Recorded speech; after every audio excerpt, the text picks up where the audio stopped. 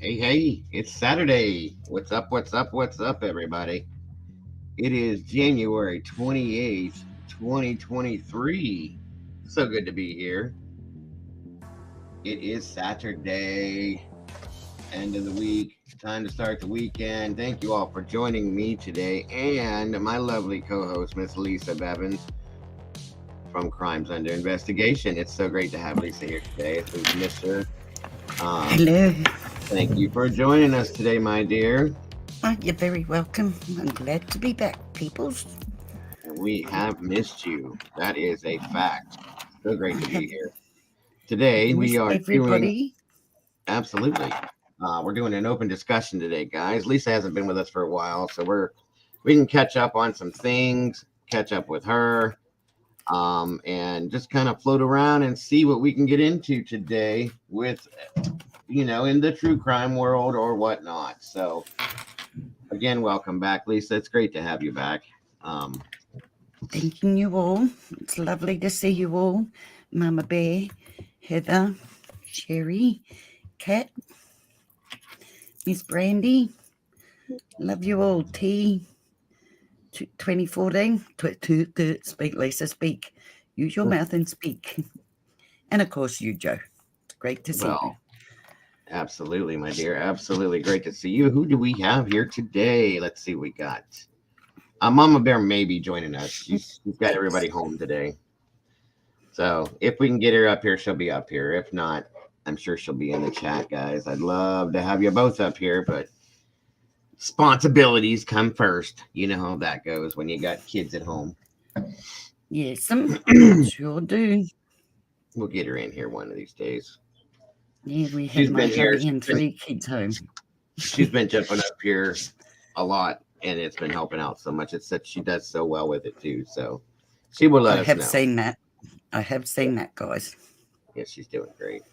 You Let's are see. doing great, Mama Bear. Thank you, sweetheart. We have Beautiful Miss April. lady. Hello, Let me April. see. Miss April Stoll's in the house. We got Cat K. You made it. What's up? What's up? Let's see. Lukey Lou's in the house. Hello, Dober. Looky Loo. Let's see who else is in here. Thank Miss you, Heather. Looky Loo. Love you too. Mama Bear. Always a pleasure to have you here. Miss Brandy. Same with you. Uh, Doberman. Great to see you, Smoothie. sweetheart. Smoothie Cakes, or should I say Smoothie Booties in the house. Good to have you here, my dear. It's Moody Booty. Miss Sherry, good to have you here. T2014, so good to see you. Sherry, babe. Sorry. You're fine. Sherry, welcome. Good to have you here. Let's see. Am I missing anybody? Not too many people in here right now. Guys, grab your coffee, your tea, whatever it may My be. son, Come on nice BG as well.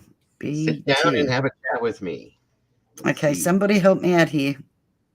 Nice BG. Oh, background. Yes, I'm we both have losing it. Thank you. Oh my God, What- I'm losing it. PPR. Yeah, we both have new backgrounds. I'm trying out my green screen thing to see how it works. But And my sheet, yeah, which is how about that? black. I lose my arm. Look at that. That seems to work. Yeah, mine does the same thing. My fade in and fade out with this is weird. This thing is attached to my chair, guys. If I do a fade in, fade out, watch this. If I do say I have a green screen, yeah, watch what happens.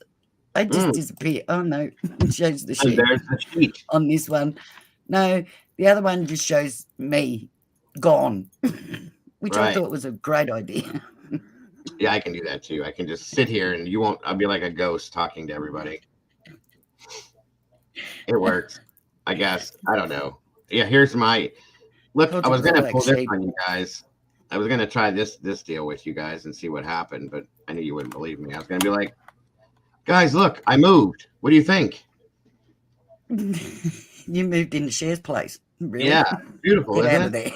there. Right, exactly. Be Save gone. yourself. Or we're in a dark alley, everybody, and we're investigating this alley. Dun dun dun. What shoes behind you? What are you doing in the dark alley, Joe? That's right. I'm all by myself. Or concerned about that. It's the weekend, and I decided I wanted to hang out with Neo. So we're in the Matrix now, guys. How about that one? Whoa! I just went with this because it's pretty basic, and it kind of goes behind what we do. So, and like I said, the fading thing, it sucks on StreamYard. I don't know what it is. It's got to be at exactly a specific number, and it's still not 100% because my head is like, whatever. There, now I don't feel alone. Oh, you got company. Yes, I have Mr. I found him. I wish we did. Yeah, I'm getting there. It's just I lose my hand. Yeah. Daniel Robertson, wish we did find him. Wish his dad could find him. Absolutely. Yeah, the alley thing. And while we're on here, can we just all please pray for Auckland, who is severely flooded at this point? Oh, yeah, absolutely. Yeah. Please do. Please do. Could you all just keep them in your prayers? They are extremely flooded, and I mean well and truly. If you haven't seen it, it is on YouTube. So please keep them all in your prayers. Auckland, New Zealand, that is. Yeah, I'm wondering, speaking of New Zealand and other areas, I'm wondering if Kitty's okay. We haven't seen Kitty in a while, and I hope she was sick for a while. I hope she's okay. Auckland. Can I Australia. Auckland, New Zealand. New Zealand, Australia, New Zealand. That's all right. What's up, Lance? Beautiful Lance.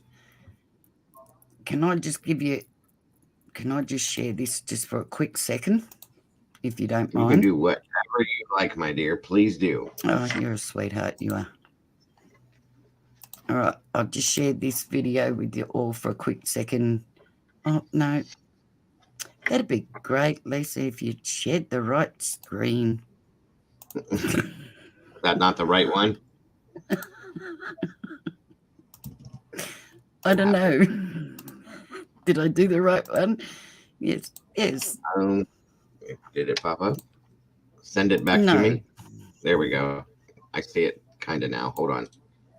There it is. There we go. Yes, that's you up there. That's me. Just go. That's you up there. That's when you started. Oh, Lord. Okay, this is what's happening in Auckland, New Zealand, guys. Oh my God. Oh, Are you kidding me? no. That's horrible. Oh, yeah, it gets My worse. God. That's a lot of water, folks.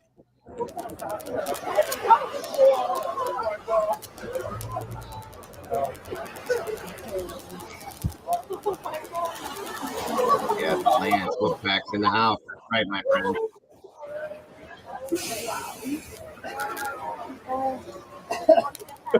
How close are you to that, Lisa? Oh, New Zealand's a fair way from us.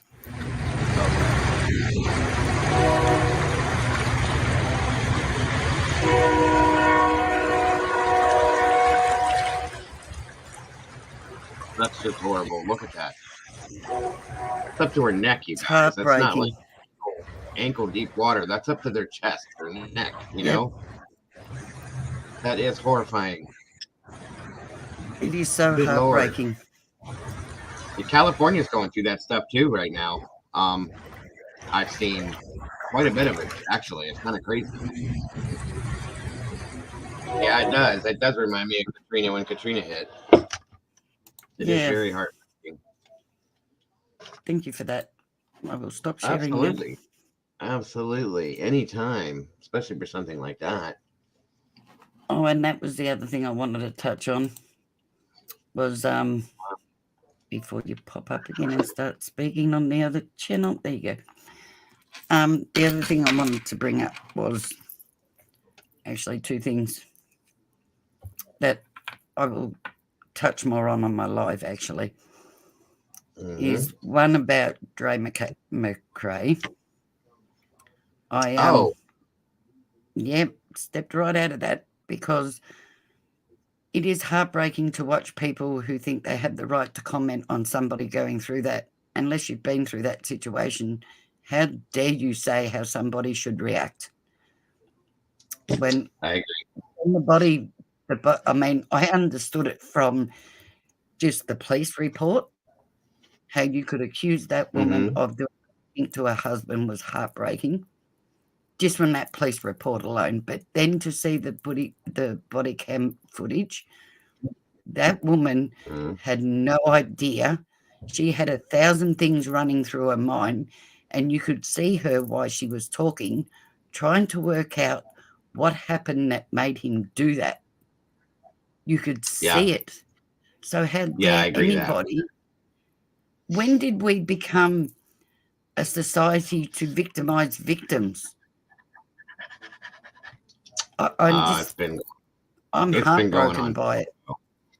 Honestly, Lisa, I'll be honest with you. What I think it is there's a lot of this here alone, social media, whatnot, has made it to where people they're judging what they see here because they don't live the experience in person with that person or they're not there. So they really don't know. None of us do. We see what we see here. And based on what we see here, people make judgments. They don't know the whole story. I've been guilty of it myself at times in different situations. We all have at some point, where we look at something and go, oh my God, that's this or this is that. But we may have 4 out of 5 facts. Well, that 5th one is the one that is going to make it detrimental to know what's really going on. You see what I'm saying? So but there's a way to do things, Joe. You can say it respectfully. Yes. And then apologize when you're wrong.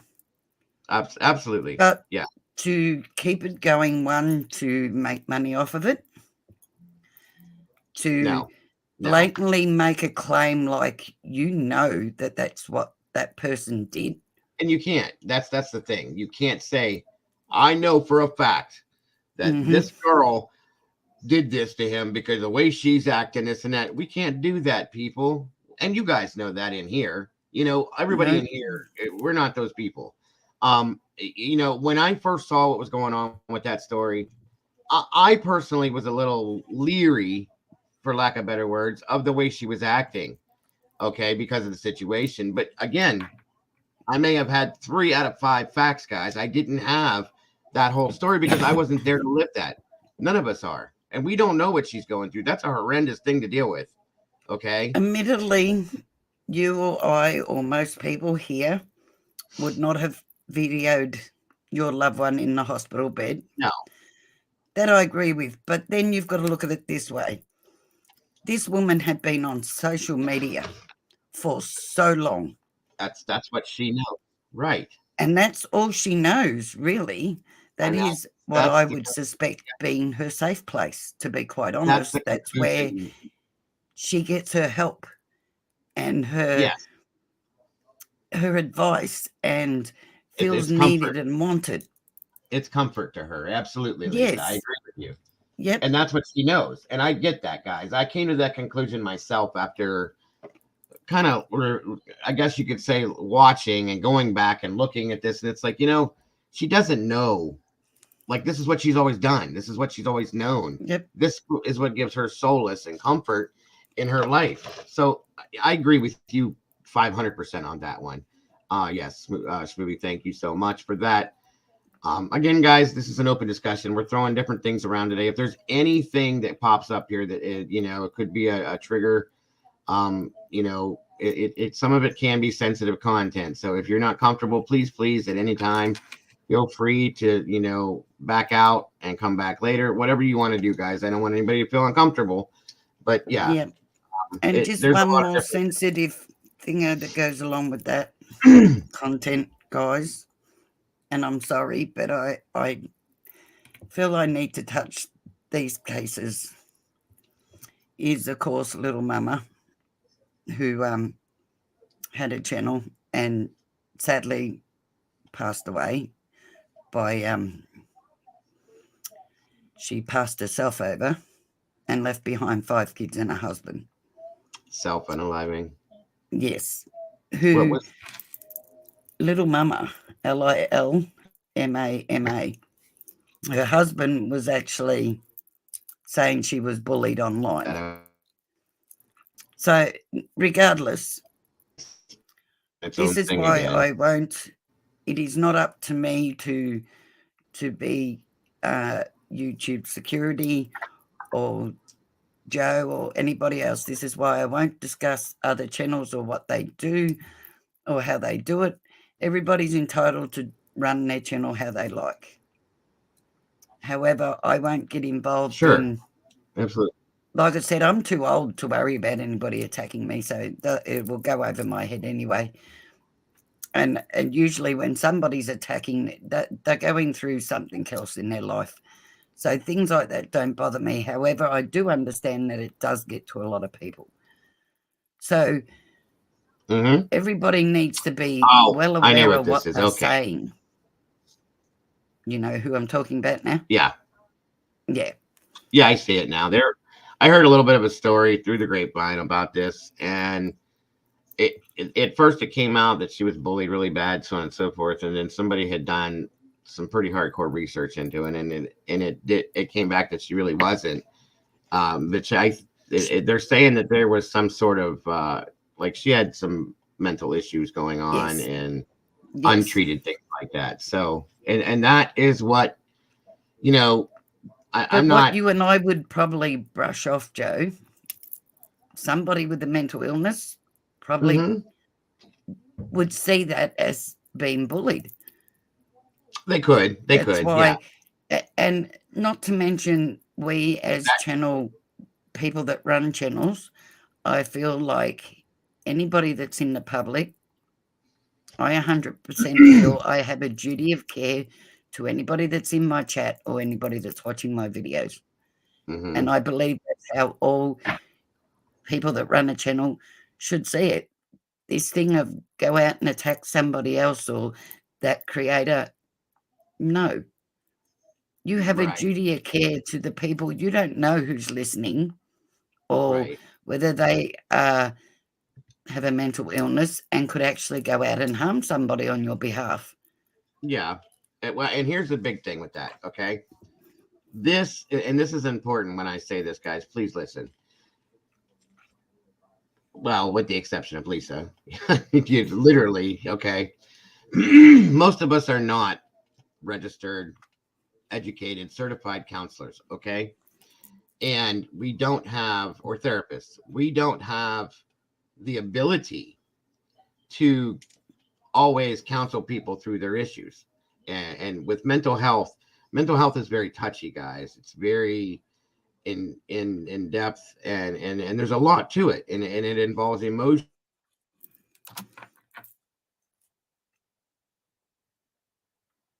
Joe?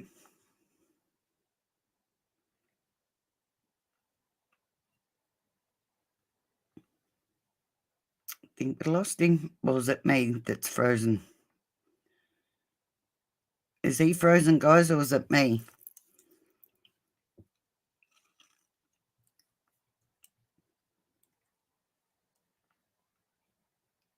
No, he is. Thank you. Joe's frozen. He got stuck in his dark alley. Thank you, Lance. Yep. His internet strikes again. Hopefully he'll come back shortly. Yeah, I believe we all have a duty of care to all our listeners, not just the people in chat, but those who might not join in on chat. We don't know what anybody's suffering with. So, as I keep saying, it's time to lift people up, not pull them down, regardless of what we feel about them.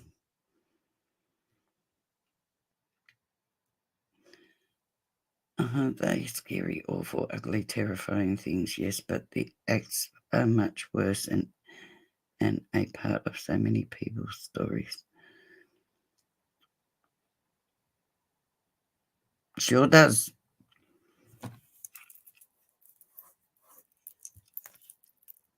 Oh, you're welcome, Lukey. Oh, I just worked out who you are, Lukey Lou.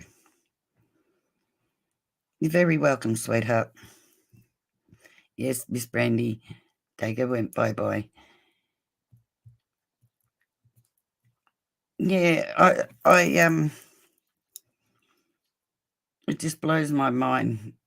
We were supposed to be advanced now, a lot more advanced than what we were 40, 50 years ago, but oh my God, the things that are happening. I mean, back then was when victims were victimized. Back then was when bullying was part of life. And sadly, you'll still hear that saying, it's, part of life. No, it's not. It shouldn't have to be. He's either frozen or he's doing... Well said, Green Eyes. Oh, hello, Okay. Joe. Slowly coming back. God, You got lost in the dark alley. This internet makes me so damn mad, okay? It just comes and goes, pops in and out, does whatever it wants to do. Anyway, what I was trying to say, with what I was saying about the whole mental health thing and this and that and everything else, I'm frozen again, of course. Gotta love it. No, you're moving now. I get nervous when we touch on subjects like that in this situation, because I do have, a certain background with EMS and all that kind of stuff, that, that's part of your training with some senses. My wife has 2 degrees in psychology that I pretty much went through with her. I have a little bit of it, but I'm not a therapist. I'm not a counselor. I'm not this, I'm not that. So like I was saying, I always want to be here for anybody I can be here for, as a person to person, to give somebody to the option to have somewhere to go to. I'm always going to be that guy, just like you're that same person. Yep. Excuse me, guys. I got something going on in my throat. Mail me. Mail. Yep. Is that what we're doing there? There it is. I always get that. No, I lose my hand. Male version of me. I have to be careful, and I urge everybody else to be careful with that too, because it can make some of us uncomfortable, and it's not an abnormal thing. When I can tell somebody or 5 or 20 people to come to me when they have a problem, there could be somebody in here that's not comfortable doing that because it makes them feel a certain kind of way. So I get it. And don't ever feel like you have to be You know, when I say that we're all here for you, or we're all here for that one, or we're all here for this one, as a group, we're here. Okay. But that doesn't mean anybody specific in here. And you don't have to feel responsible for somebody else's mental health, guys, at all. Okay. If you're not comfortable talking to somebody, I want that to be known. Send them to me, send them to Lisa, send them to somebody in here that you know that it is. And then we always post up when we need to. You know, if somebody's talking about what Lisa had said, we have numbers we can post for everybody. We have options we can send for everybody, and we do that. And I will continue to do that. Or just advise them to get the right help. Exactly. Supply them with a number. All I'm saying is don't just ignore it, okay? Because people do talk. Sometimes they talk out of the side of their mouth, and it doesn't mean anything, but you don't know that. So don't ever take for granted a situation like that is all I'm saying. Yeah, me too. And I appreciate you bringing that up, Lisa, because that is an important thing to know, everyone. The sad part is, see what you just said? It makes you uncomfortable. I understand that. But sadly, it needs to be talked about more. This is what amazes me with YouTube itself. Like, we are supposed to be so more aware now. Yet SA, DV, and all that are words that we're not allowed to say on here. Fully, right? There are things that need to be talked about. Right. And most people won't talk about them because YouTube themselves, or they feel uncomfortable talking about it, which I fully understand. Don't get me wrong, I fully understand it. However, there's still things that need to be talked about. I mean, I was watching... Good to see you, Rowdy. A channel, Pascal, about a 19-year-old girl that was allegedly, I better put it rightly, by 4 males. And then they drove her somewhere, let her out the car, and she got hit by a share ride and was killed. Oh, sorry. Passed over. It's okay. It's okay. I apologize. No. Don't worry about it. And his lawyer has come out. I mean, one was a 17-year-old, one was a 19-year-old or 18-year-old, one was a 28-year-old, which was an uncle of one of them. And he said that this lawyer had the audacity to come out and say, oh, look, I've looked at the video and she doesn't look like she was drunk or incoherent. She looked like she knew exactly what she was doing. So I'm going to say 100% that was not an R. Her blood level was 3 times the legal level. Plus she was underage. Yeah, but you can't make a judgment based on that without being there. You know what I mean? That's ridiculous. I'm sorry. It just... and here's the thing, guys. Let me say this real quick with what Lisa just said, okay? If you... I don't care if it's a prostitute that's been a prostitute for 25 years. She's an alcoholic and a drug addict, okay? That does not give anybody the right to have their way with a person without their ability to agree with you on that, okay? Especially if somebody's intoxicated or on some kind of a drug.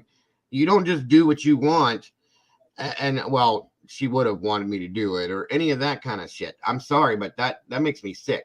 So that being said, you know, there's no rights in the world that gives anybody the chance or the opportunity or the ability to, or the right is what I'm saying to do that ever or to judge that.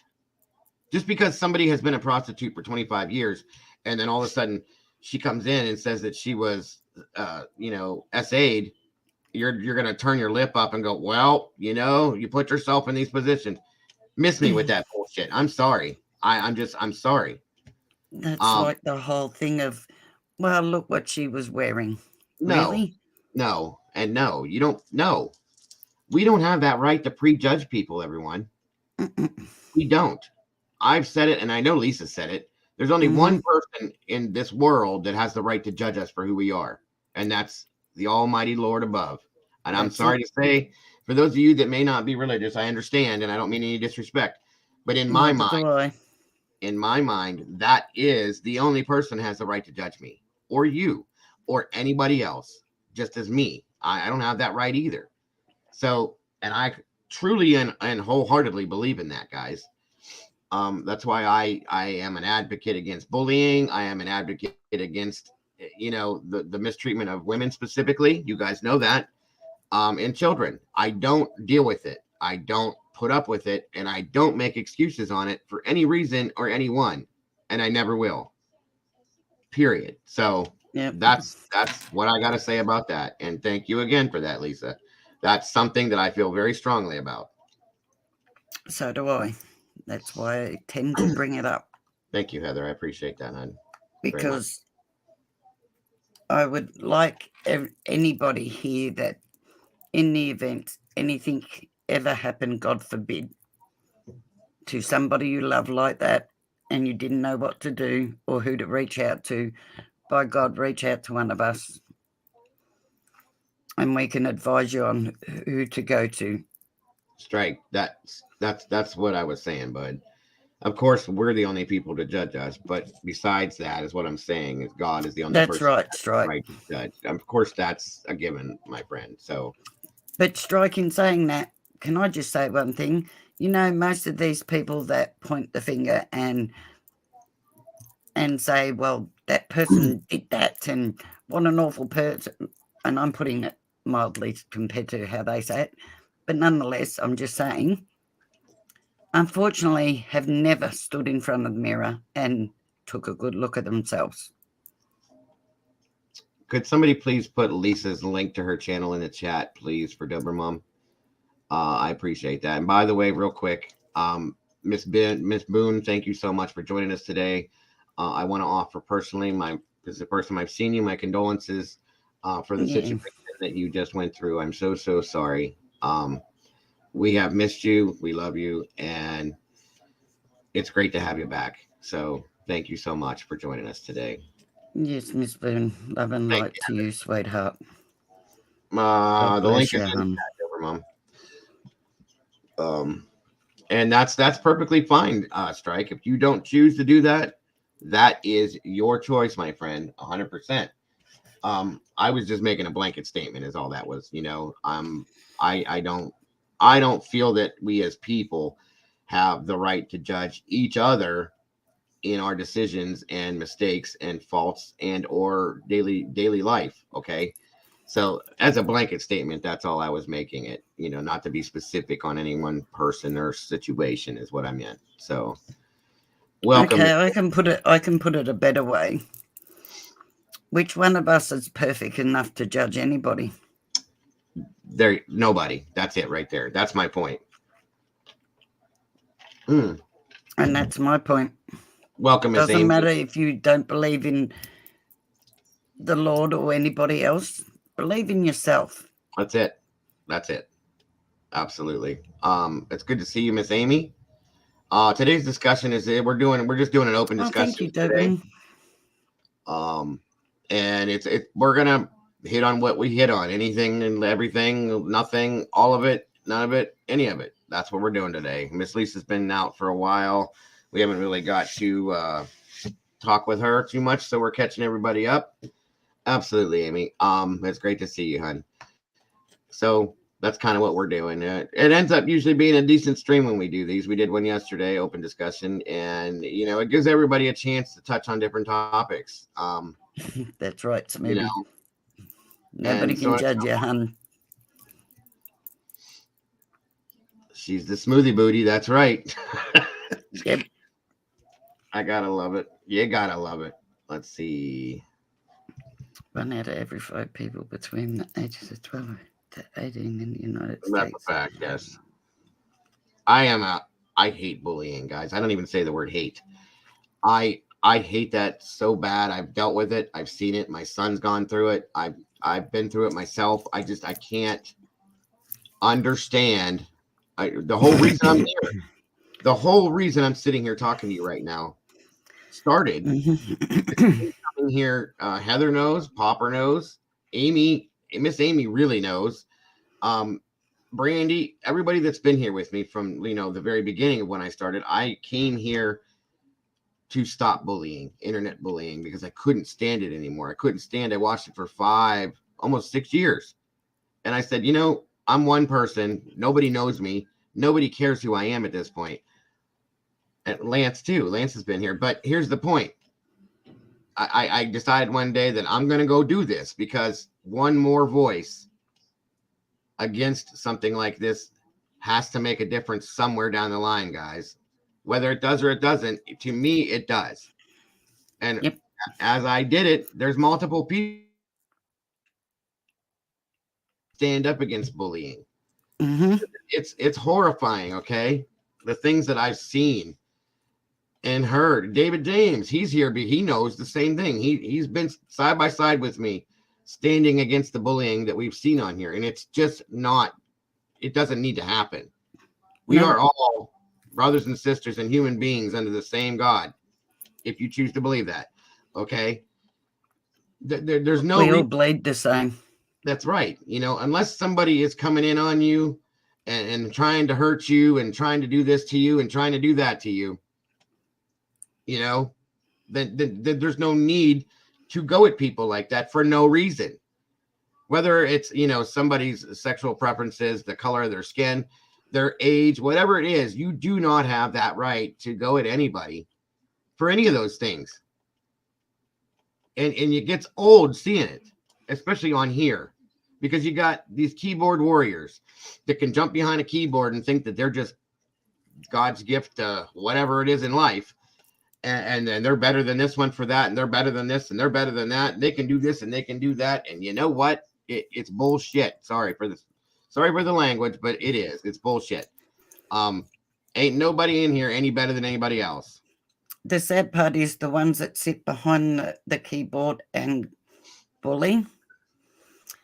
I'm going to disagree with you there. They don't think they're better than anybody else. I can guarantee you there are major things going on in their life. They have no self-esteem, and they are hurting, and they're projecting that out. They project it as if they are better than everybody, is what I'm saying. Yes. In their minds, they won't tell you this. No, they're not. I get that. Okay. But they try to project that they are to try to make themselves feel better. And that's, again, it's not an excuse. It's not an excuse. No. So the belittling of other people is in no way, shape, or form there is any excuse for that. None at all. I have seen the results, as you would have, Joe, from people being bullied to the extent of they're no longer here. I have seen bullying to the extent of they're no longer walking. And I've seen bullying to the extent of self-harming, trying to not be here. Right. I've seen it literally break people, and I've seen it strengthen people. Right. Not everybody copes the way that you would cope. Squirrel and Green Eyes. Somebody had mentioned something about bullying, and Lisa had explained earlier on how she felt about something, and it just kind of sparked up the conversation a little bit. And then somebody else made another comment about it, and I just kind of went into that. That's all. That's a good point, though, Schmooby. Like, who has the energy to bully people? It's take that, and I've always said this too. Take the energy that you're using to go bully someone, because you obviously have issues in your own mind and your own life. Go take that energy and go fix those issues, and I promise you'll be a different person. Yep. I mean, we get judged for and bullied for everything, guys. And I mean, our weight, like I said, the color of our skin, the color of our hair, the fact that we have hair, don't have hair, anything you can think of, people can find a reason to bully you for it. The way you dress, what you look like. All right, thank you, Miss Heather. That's great. Whether you have a partner or don't have a partner, it's so ridiculous. Right. I don't care who you're with. I don't care what you own. I don't care how much money you have. I don't care who you sleep with, because it doesn't affect me in any way, shape, or form. The only thing I care about is who you are as a person. Yeah. Yeah, absolutely. That's all I care about. I'm not around you because you have a nice house or you have plenty of money or you don't have plenty of money. I'm there because I like you as a person. Yep, that's it. And beauty projects from the inside, and how you treat people has nothing to do with looks. This is true. As they say, beauty fades, dummies forever. Take your pick. You're a trip, Smoothie. Absolutely, guy. And I'm not gonna drain on this conversation. It's just a point that needed to be made so that it was known, and somebody else, like I said, brought it up. So Smoothie, you're Smoothie, that she's me, a trip. yes. I'm telling you. I'll Thank you. bring my own coffee. Speaking of coffee, to get off this subject, by the way. So my wife's uncle, he lives down in Alabama. He was talking to Brandy, my wife, about Your beautiful wife. New Orleans. Yes, thank you. New Orleans. And my wife has always wanted to go. I've always wanted to go. Never been there. He's been there multiple times, and he's talking about setting up a trip for us all to go on him, of course. You know, that's a fact. Mm-hmm. And I agree with this movie. And yes, thank you, Heather. We were talking about it yesterday. Guys, if you haven't, please check out our lovely Miss Squirrel Sandwiches channel with her everyday, daily, inspirational, motivational quotes that she's got in there, along with the beautiful photographic art that she has. And coming soon, guys, you're going to start seeing Mr. Bible Kitty. You got to check out Bible Kitty, guys. Bible Kitty is the SHIT. It's hilariously cute. Check it out, please. As well as Miss Lisa, who we are graced with again today, and her Crimes Under Investigation channel. Please check that out as well, guys. Lisa does some great stuff with her cases, great content, and of course, a very, very loving and passionate person with it. So please check that out as well. Thank you. Yeah, I do need to go, Dober Mom. I want to go so bad. I've always wanted to go, but last night, guys, we decided to go through. Of course, YouTube has everything, you know that. Thank you, Life, Love, and True Crime. Thank you. And I found something that I fell in love with last night. I've never had it. I'm going to soon. Because we're gonna make it, and it's called a beignet. I think I'm saying it correct. It's basically a French donut. Okay. If you guys have never had these things look like absolute love. Okay. So anybody that's ever had one, I'd like to know if they're actually as good as they look. If I'm even saying it correctly, I think it's a beignet. But the coffee goes with it. They had a coffee they showed. I love coffee. You guys know that. And most of us do. Yes, Cat K. That's how it was spelled. I don't know if I'm pronouncing it correctly, but I'm telling you, my wife wants to make these. You know, you guys know she's a baker. We looked up recipes, and we're going to bake them. And I'm going to show you when they're done. They have powdered sugar, little square donut type thingies. They're, oh my God. Yes, Cafe de Monde. That was it, Pat, right there. Huh. Anywho, so yes, we're going to check this stuff out, folks. Beignet. Yes. Beignet. Thank you, Dober Mom. Yes, with coffee, the powdered sugar covered things. Lisa, these things look So I take it they're sweet. I mean, I imagine they're slightly sweet, but the one guy was trying to, he said the dough's not really that sweet. It's just the powdered sugar Mm-hmm. put on it, and then it's basically a donut, okay? But Right. it's a French version of a donut. You know, it's got I think the recipe I looked up, there's a yeast, flour, salt, sugar, blah blah blah, all the same kind of stuff. But I have to try these things, guys. I know I'm not supposed to be eating this stuff, and I don't. I'm gonna try it. I'm telling you right now. And yes, I do want to go to New Orleans so bad. Yes, Amy, they're square. They look really good. Sorry. And there's a sandwich that they make down there too. I can't remember the name of it. It starts with an M. It's Italian. How I didn't know about this, I don't know. I was so disappointed in myself when I saw this sandwich. It looks absolutely amazing. It's a big round bun. They put, the Italian meats on it with cheese. and then something called olive salad. It's got like peppers and green olives in it. It goes on top of this, and then they cut it down, and you tear it up, guys, because I know I would. Yes, thank you, Kilani. Muffalado. How I didn't know about that, I don't know. I'm disgusted with myself. Again, I could have eaten my TV last night, you guys. I literally, my wife was sitting almost on my lap last night on the love seat as we're watching this, and she's trying to crawl over top of me as I'm reaching towards my TV because I wanted to eat what was on it. It was that bad. So I'm not a fan of green olives like that. I like green olives. I always have. I love peppers, blah, blah, blah, so on and so forth. That looks really good, Kat, on the sandwich. I don't think I would eat it by itself, but on the sandwich, it looks amazing. So once again, I'm going to have to Tell your wife to make, do you like custard? Oh, yeah, yeah. Tell your wife to look up vanilla slice and tell her to make you one. Ask her to make you one. Not tell her. That was so wrong of me. Ask her to make you a vanilla slice. A vanilla slice. Does it sound like is it like a pie? Nope.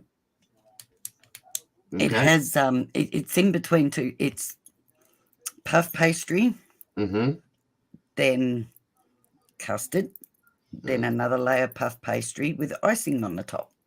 Oh God. I used to make them all the time. Yep. And oh my God, I love them. I will be telling her. Oh, in fact, hold on. 1 second. And you can tell everybody what it tastes like. I'll eat it in front of you guys to show you what it tastes like. Vanilla slice, love them. See, Smoothie knows what I'm talking about. They're gorgeous. I want to try so many things that you guys have on the other side of the pond over there. All of you guys, whether it be UK with Smoothie or Australia with Hughes. I really do want. I love food. Okay, that's a bad thing, but I like to try different cultures and different things like that. I always have. So there's so many things I want to try that you guys have talked about. You're right, April. Nobody should. And I'm sorry for you, love. You didn't deserve that. Nobody deserves to be bullied. What are we talking about? What'd you see? April, sorry. I just read April's post. Okay. I apologize for jumping over you then. No, you're absolutely, April. Nobody should. And if you can overcome it and move on, become an advocate against it is all you can do to help with it. That's all I've ever said. And support anybody that has been, in my opinion. So 5 gallons. Know this, guys. Sorry. Know this. For everybody that was bullied at school or bullied at any point in their life, please know this. Not one of you did anything to deserve it. It's more about the bully than what it is about you. That does make sense. Yes. And I'm not letting the bully off. Trust me, I'm not letting them off. But don't let what they say keep eating away at you. That's a good way to put it, David. It's a good way to put it. I agree with you, brother. They are, very much so. They're in pain themselves. 9 times out of 10, they're in pain, or you'll find they're being bullied at home. Yeah. Or even worse. And Not that makes it an excuse, but... Right. Just know none of you deserve any of that. Nope. And you're worth more than that. That's fact. Who was it that just said that? I was getting ready to comment on it and I lost it. Oh, Kat. How do you make 5 gallons? 5 gallons. That's a lot, Kat. I can picture a 5-gallon bucket of. You made 5 gallons of gumbo. Wow. I hope you freeze it or give it away or something, because that's a lot of food.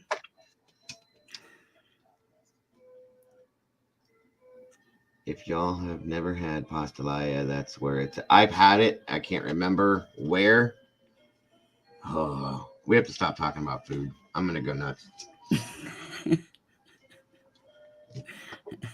We have a place. That problem. We have a place here that I absolutely love it. Okay, in Ohio, it's up right on the outskirts of Cleveland, and they call it Little Italy. Okay, Mm-hmm. So everything in this little neighborhood, and it's literally a neighborhood that it's like going into, yeah, how can I put it? When you turn on the road to go into Little Italy, you're in a whole different world. And then when you pull out of there, you're out of that world immediately. But in that neighborhood, the people that live there, the stores, the restaurants, the houses, everything looks like you're in Italy. It's ridiculous. And the food, huh? Oh my God. Okay. There's a little bakery on the corner when you first come down the road into the main part of it. And Mm-hmm. in the window of the bakery every day, this 3'5" old woman in all black. She's about as round as she is tall. Absolutely adorable. Last time I was there, at least, she was pretty up there in age. Sweetest lady in the whole world. And she'll put her cannolis up in the window along with her other things she makes. Okay. And she knows by walking by this window that anybody that passes this building is walking in that door to buy one of these. And you guys, I'm not kidding when I say this.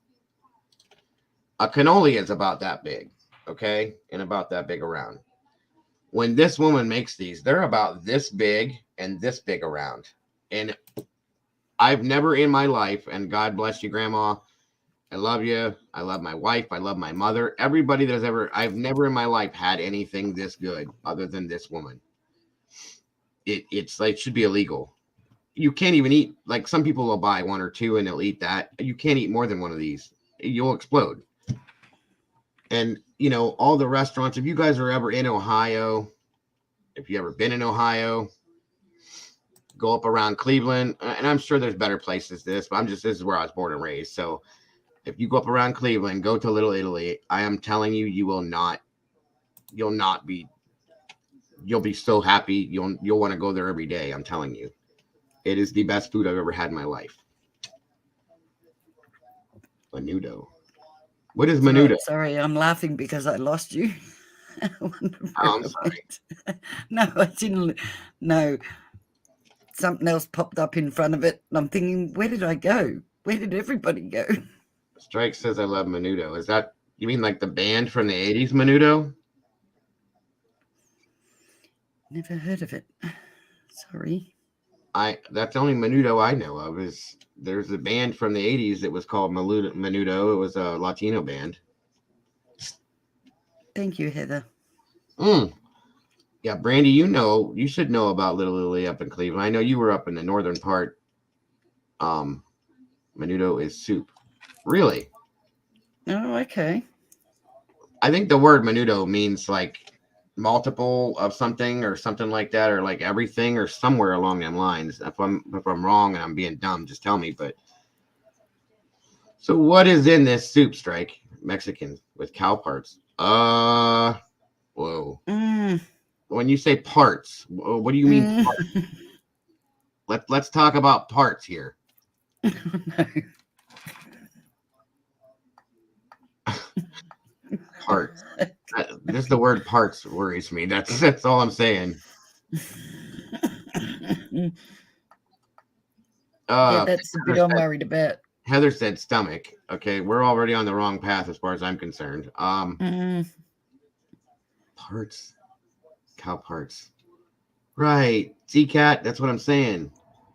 What are you trying to say, Poopa? You know better, Poopa. Yes, everybody, please hit the like button. Please do, guys. And guys, listen to something new. By the way, I spoke to my moderators yesterday. By the way, moderators, thank you for being here today. As always, a wonderful job with everything. All of you, I appreciate you guys. I guess according to YouTube, go ahead. What's the matter? No, go. According to YouTube, just to throw this out there real quick, I need to grow some more. Okay. Like more subscribers, blah, blah, blah, views, all that crap. So the growing part of it, I just put it out there that I need to grow. I need more subscribers, whatever that, however. I don't personally, but YouTube says I do. So I need to grow. So if you guys can put the word out for me, please. My mods are already doing their things for it, but please do put the word out. If you know of anybody that would enjoy being in here with us, please give them the link, tell them where we're at. let them know that you know how we are, that we're more than welcoming. We'd love to have you. But I gotta grow, folks. So it is what it is. But thank you, mods, again for knowing that and for doing what you're doing to help with that. I love you guys. You know that. And that goes for me too, because I need to make it to at least 200. And we gotta get Lisa's channel going, like hardcore going. So and sorry, Fupa, I really can't come at something tasting me while I'm tasting it. I ain't going there. That's a good way to put it. Yeah, no.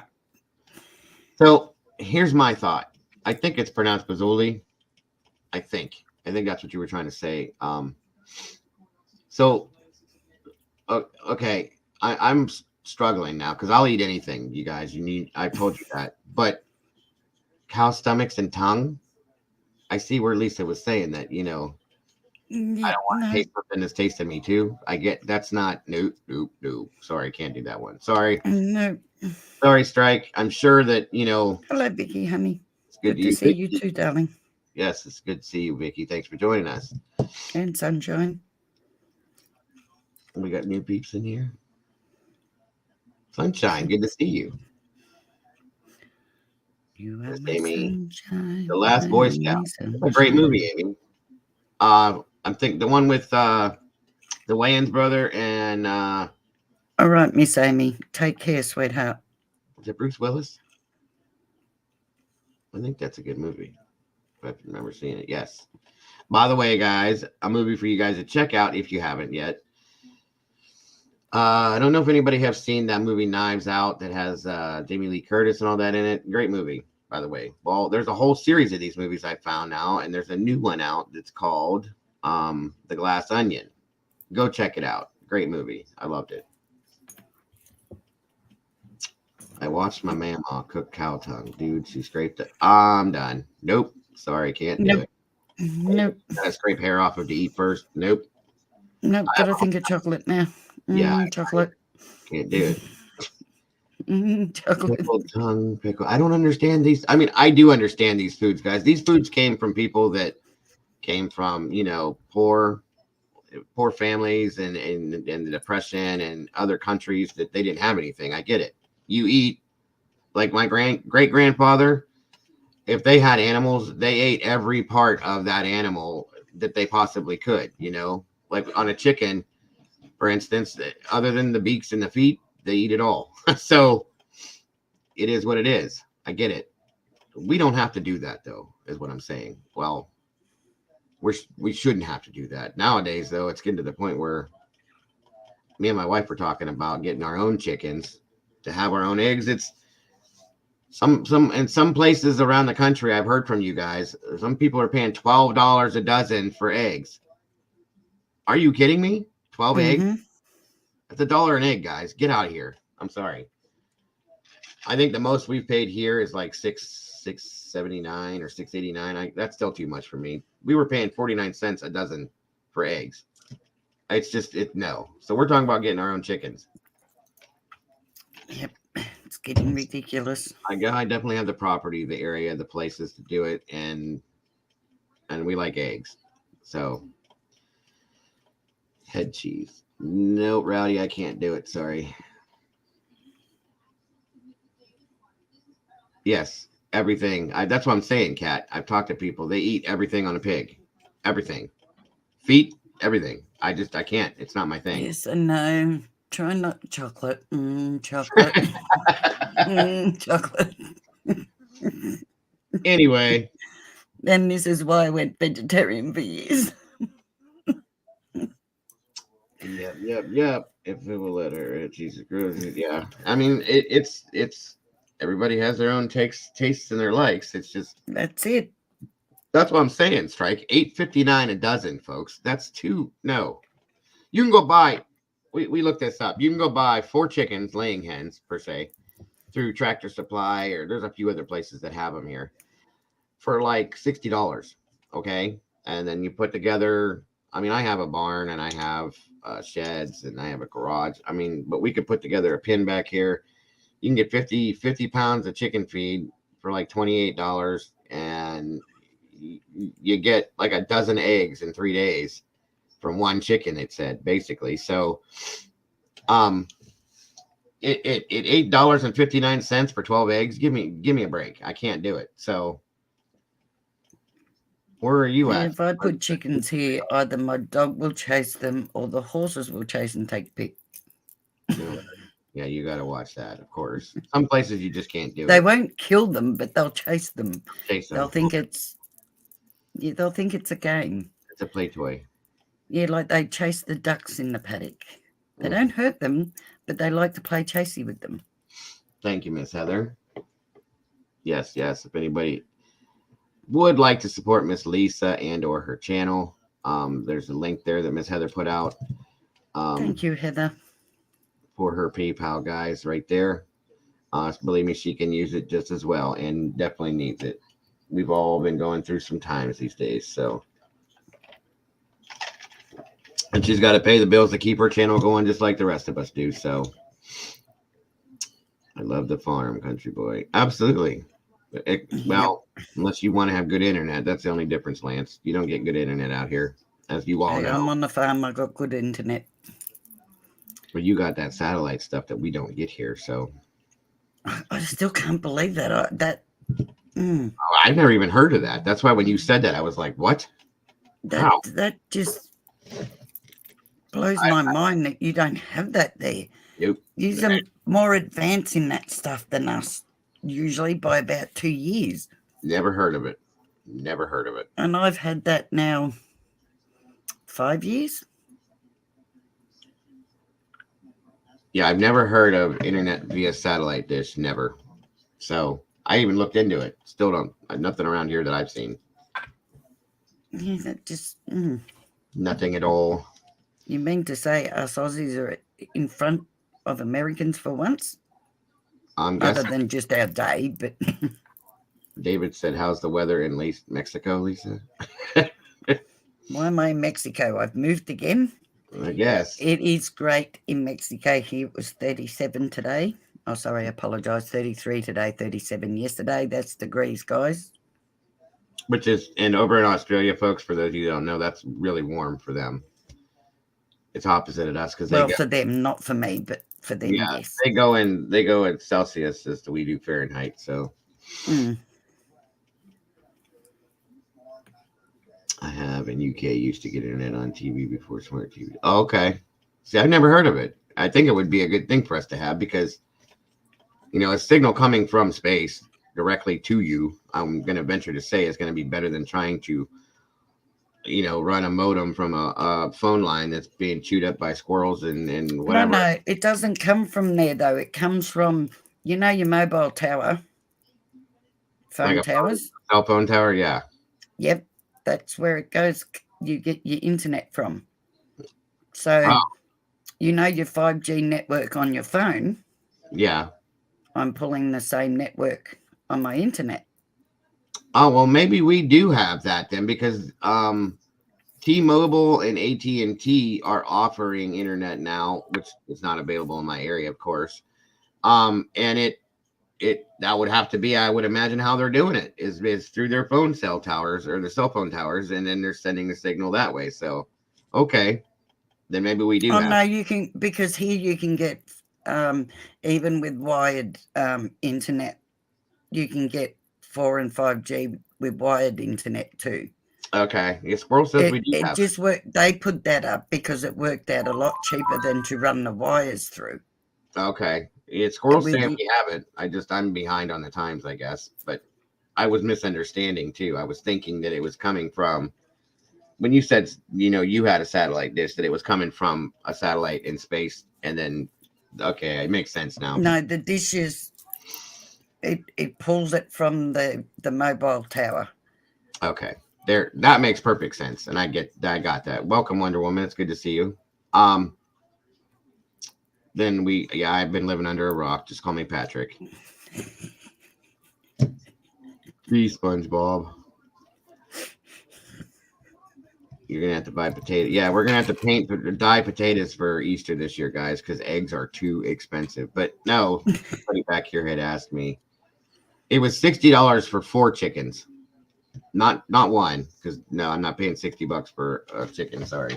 I was going to say that's a lot of money for a chicken. Yeah, for 4 of them, and you get them as chicks, a little bit bigger than chicks. I think they're a little bit more. They've done the process to get them moving, and then you bring them home and you finish raising them, and they start dropping eggs, and you're good to go. Xfinity. Aren't you meant to have a rooster though?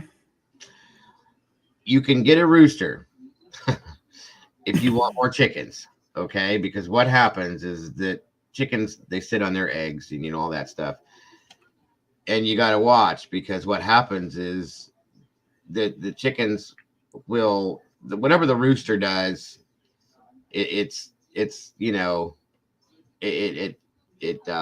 trying to think of the right term for this. It makes it easier for these eggs to hatch into more chickens. Okay. If you don't have a rooster, it doesn't happen, I guess. No, see, when I owned chickens many moons ago when I was married, before Jesus wore diapers, we had to have a rooster because it encourages them, as I remember, to lay eggs. So it fertilizes the chickens for them to lay eggs, right?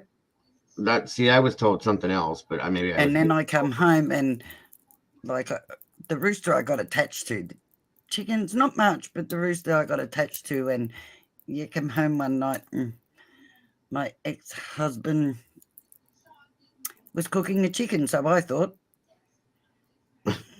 Okay, that's yeah, no. That wouldn't work. Where's Molly? I don't see Molly in here. Or I would have spoke to her already. Yeah, no, I haven't seen Molly either. And she's ignoring me like she did yesterday. When I was a little girl, they cut the head of the rooster in. You can't eat a rooster. Yes, the chickens do that too.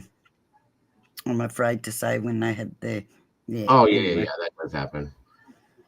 I tell you, I will say this. You want to know what turned me off and mad? Spamming the chat, something about Diego needs to say Molly or pay the price.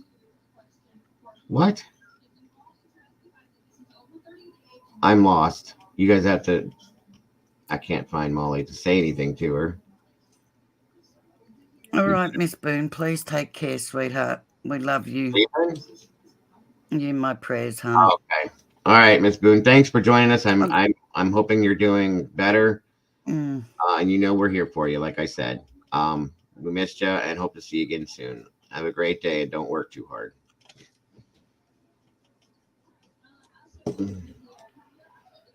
Where? I am so confused. About Molly. I am too, because I don't know what I don't know what you're saying, Mama Bear. And I don't see Molly. Neither do I. I'm not happy that I don't see Molly. I'd like to see Molly. Where is Molly? Is she in here or not? Oh, hold on. Yes, she is. I found you, Molly.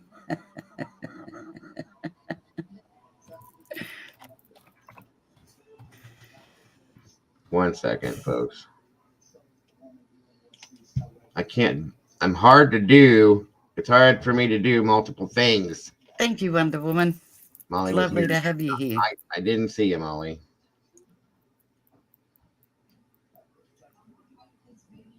Yes, I didn't see it. You're right, because I actually remember saying hello to Molly. I didn't see you, Molly. I'm sorry. Hello, Molly. Good golly, I'm glad you're here. I missed you. I love you. Thank you for being here. Hello, Molly.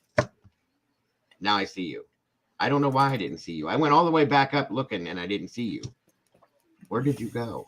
Were you in here? Well, I was so old. We went to go buy a refrigerator, and my granddaughter said there's refrigerators out there that you could do your computer work on or something like that. I've never heard. Well, I'm glad you love the channel, Wonder Woman, and Miss Lisa. She loves you, Lisa. Wonder Woman loves you. I know I said thank you, Miss Wonder Woman. I always notice you, Brandy. Oh my God, you guys are killing me today. I notice you guys all the time. It's kind of hard to read everybody's questions. I do the best I can. I don't even have that many people in here. Who was it that called me? And Wonder Woman loves when you're on panel too. Okay, so Wonder Woman loves Lisa and loves Mama Bear. She hasn't said a word about me yet. How about that one? Give her time. Oh, it's okay. It's okay. I guess it's because I'm not Superman. Wonder Woman only loves Superman. Whatever. Only notices my smoothie booty. Well, I mean, Smoothie, I'll never forget that. That's why. Speed read, Joe. Yeah, I try. My eyes are hurting now. No, somebody one day called me Oh my God, Strike. Shut chat up. mum or chat nan. Called you what? Called me chat mum. Chat. Because I always read your chat and watch what's going on. Because I Oh. watch it in the two places. Yeah. See, that's what I'm doing too, is I try to go, everyone saw me but you. I give up. I'm done. Bye. All yours, Lisa. Don't They're bring never me happy. They're never happy with me, no matter what I chickens do. and lay eggs without roosters, what I hear. I believe you. I don't know anything about them. I know you To won't. be quite honest, I just remember him saying, see, so Nobody can ever ignore you guys. Especially, nobody would ever be able to ignore you, Brandy. Ever. I would never do that to begin with, but just doesn't none of you guys. care. None of you guys can be ignored. We know that. Heather? Okay, We David. will not be ignored. They couldn't be ignored if I wanted to ignore them. That's the thing. None of them. Strike, Brandy, Heather, Schmooby, Squirrel for sure. She makes sure you know. And Molly does not let it go. Like if you don't see her even in the other stuff, she makes sure you know about it. Okay. Wonder Woman says I can see Molly. See, they're teaming up against me is what this is right now. First of all, Wonder Woman doesn't like me because she didn't mention me at all. And now she's saying she can see Molly just to make it worse so that they can kind of, and Kiki's doing it too. I'm done. I'm out, guys. Have fun, guys. Enjoy the stream.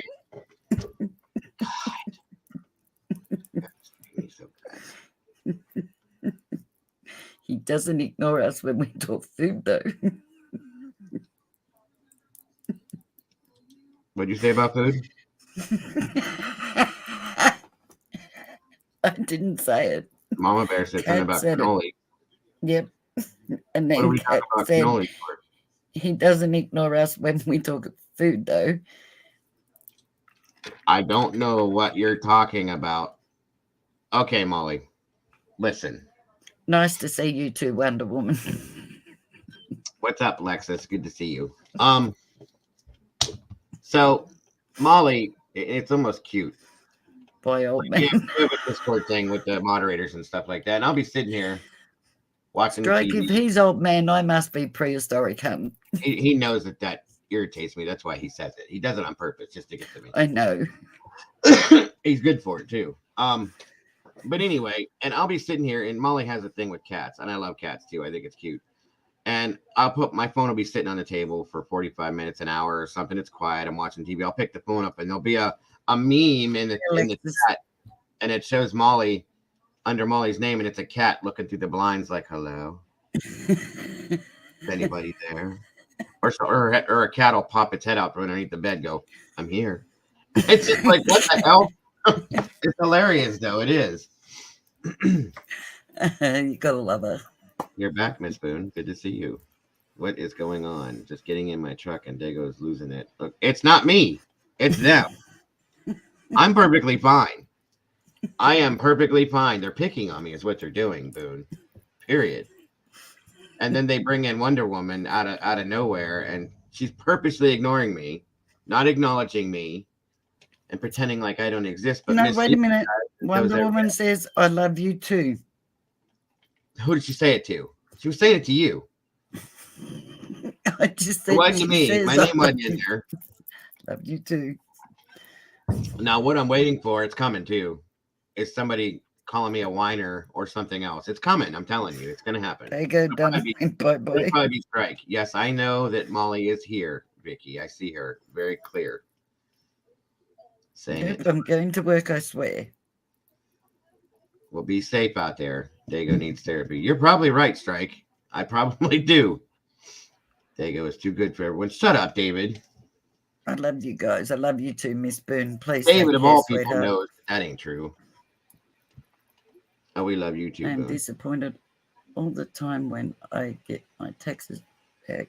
Doesn't Dago sound like one of those people that is in need of intervention? An intervention from you guys, from my moderators. Big baby Dago, cry baby Dago. I told you he was going to do it. There it is. I knew it. I was waiting. It took long enough.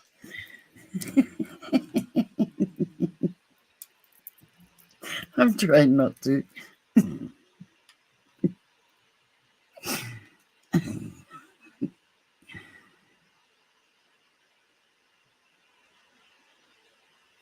Dago is the Don line up for his attention.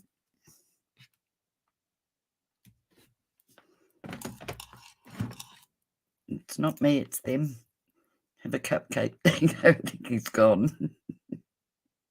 Dago, you talk, we chat. I don't want a cupcake. Come back. See, whoever said he talks when there's food, you're right. How to make Joe talk. I'm sorry, Joe.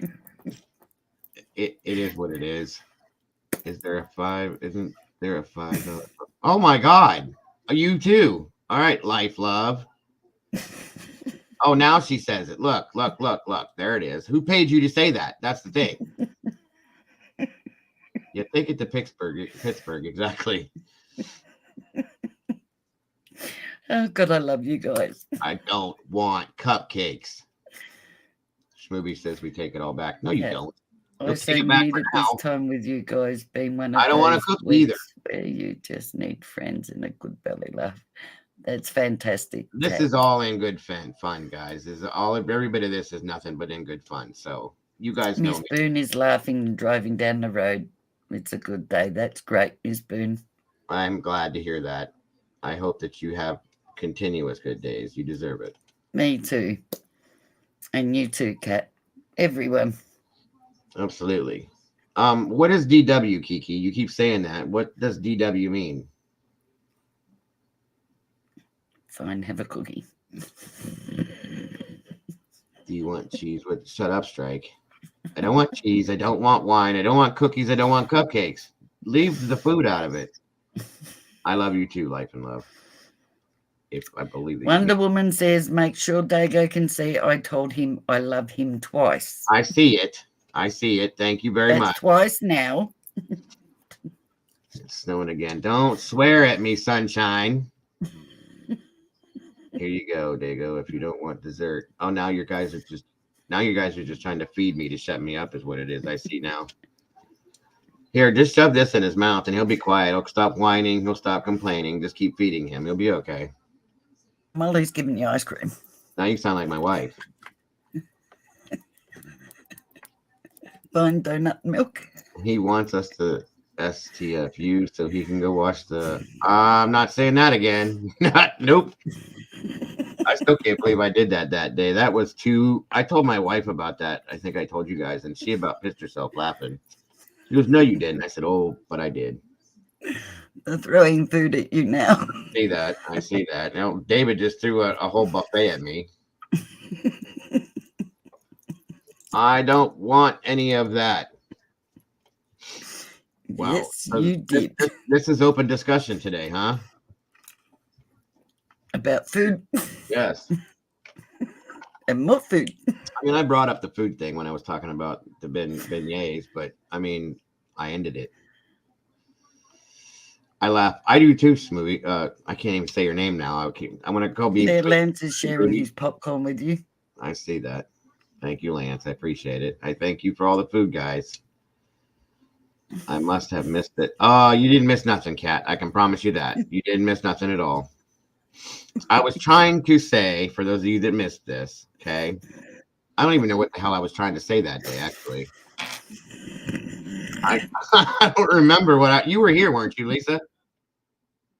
No, you told me about it. I knew that. Yeah, I was trying to say something that started with W, and then they tried to make me repeat it. I wasn't going to do that, but when I said it, it came out like it was WIGGER is what I said. Well, that is not what I was trying to say. And as soon as I said it, I realized what I was like, oh God. And that was it. And I think Schmoovy had to call an ambulance, and most everybody else pretty much laughed the entire rest of the stream. I laughed the rest of the damn night every time I thought about it. Trying to say the Wiggles. The Wiggles, that was it. We were talking about the kids' shows, okay? Yeah, that was from Life, Love, and True Crime. Yes, thank you, Life. And I was like, yeah, my kids. I wouldn't let my kids watch the Wiggles, is what I was trying to say, and I said that instead, and it was like, what the? Whoa, nope, that's not what I was trying to say. And everybody, I think Mama Bear just left the stream for a minute. She couldn't handle it, and it was bad. Okay, so see, I just killed Kat. That's nice. I am deceased. Yeah, and it was loud and clear too. Yeah, it was with a straight face too. And then I said it and went, you can't take it back. You can't. Stop unaliving the animals. Yeah. That one word. What word was it? I'm not saying it again, Molly. It's not going to happen. You already know that. I spelled it. That's enough. End of story. But yeah, like I said, I told my wife about it that night, and I think she had to go directly to the bathroom. My birthday is in 5 days. Oh, yeah, Miss Brandy, I actually forgot about that. He does owe you all a dance, doesn't he? I remember that so well because that was the first night I was on. These are the people that say they love me on a daily basis, and then they do these things to me regularly. You see that? This is what I'm talking promised. about. I know. Promised. And I'm going to do it because I did promise it. I used to love the Three Stooges, Sunshine. I still do. Oh, my God. Now everybody's in on it. Thanks, Brandy. How old are you going to be? 52 or 62? My computer's probably going to explode now that I said that. What did you say? She'll come through the screen at me. What did you say? I don't remember. I just said I was laughing, sorry. I just forgot what I said. Who did you say was 52? I didn't say that. What did you say? I didn't say anything. Yes, you did. Nope. Not at all. You did. Nope, I didn't say nothing. Who did you say was turning 52? Sunshine's birthday's in 4 days. How about that, guys? That's awesome, Sunshine. Oh, that's who you said was turning 52. I didn't say that. I'm pretty sure that's what you said. Nope, didn't say that. Promise you. I'm going to go back over it. I'm making them faces, Molly. I didn't say anything like that. No, you didn't, Brandy. You didn't hear anything. Yes, we did. Do you want me to replay it for you? No, nobody's replaying anything. Nobody heard anything, okay? You're not going to be 50. There's no way you're going to be 50. You're not older than I am. No, you didn't hear me say anything, Brandy. See? I thought he said 62. Mm-mm. It's a bit rude. He thought I was 82. What the hell, Kat? I did not say that. And I don't just dance for food, squirrel. Oh my God, you guys are killing me today. Is this beat up Dago day? That brings a new thing to somebody pole dancing, doesn't it? Instead of making it rain, you can just throw food at him. I'm sorry, Joe. It is what it is. I'm sorry. It is what it is. It is what it is. I'm going to shush now. Dance for the money. I don't dance for food. I will be 52 in September. Thankful. The good Lord lets. I'm 48 years old. Dale's I thought That's Brandy right, Kat. You Don't be scared of age. Age is just a number. Well, they didn't want to see me dance yesterday or last night. I said, I think I posted something in the chat, the Discord thing about Well, doing you a show. said you were stripping for cash flow, Dago. I'm staying out of that one. Yeah, that's what I said last night, that I was going to do a strip show. Strike first. I'm 60 this year. I am not 60.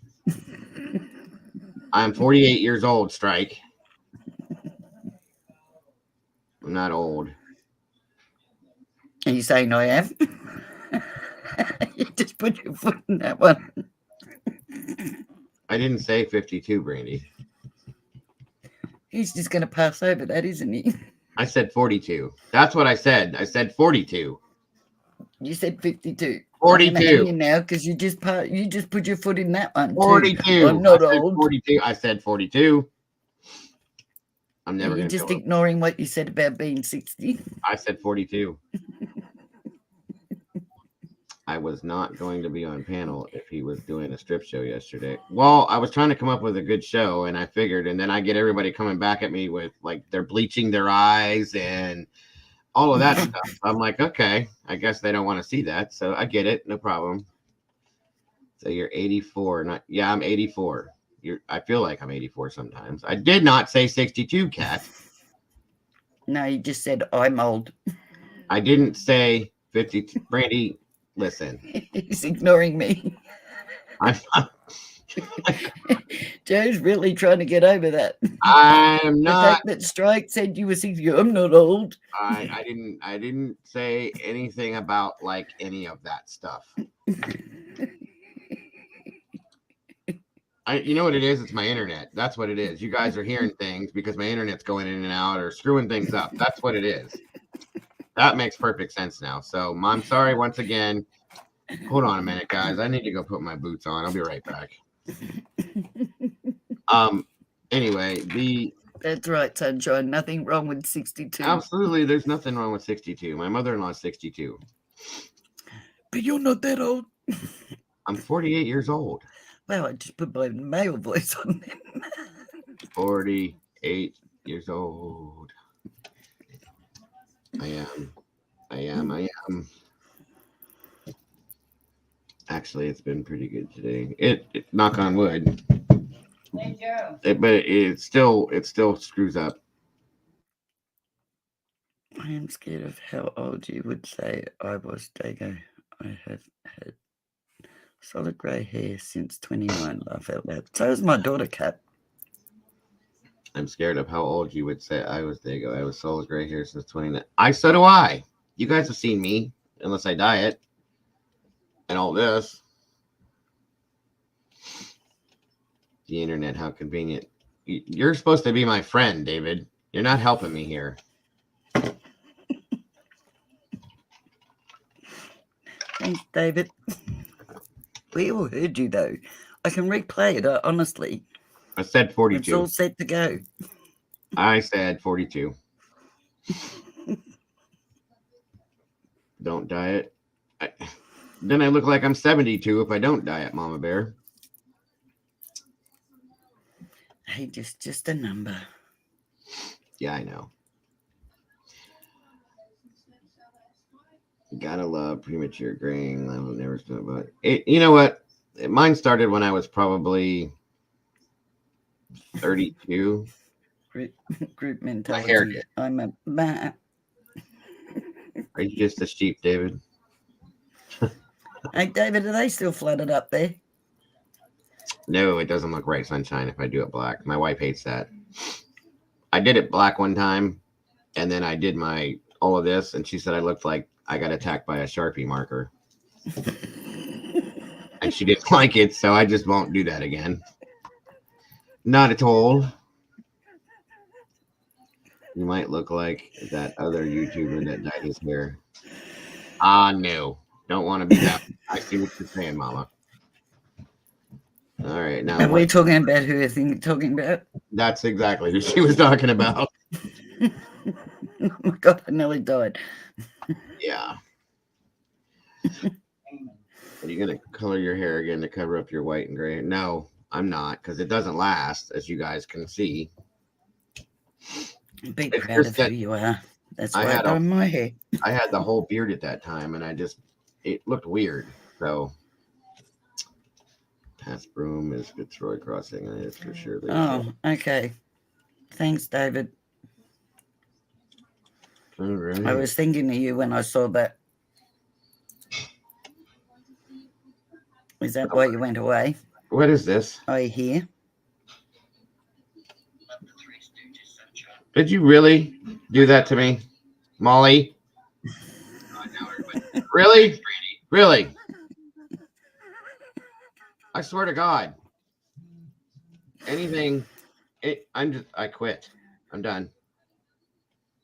So my friend, Miss Molly, Send it to you and said,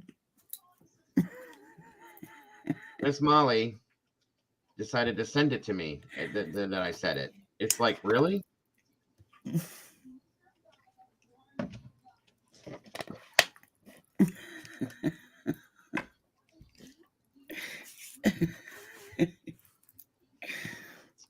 Wow, ignorance is bliss. Full of ignorance, laugh out loud. Please do. What are is you talking about? I am lost.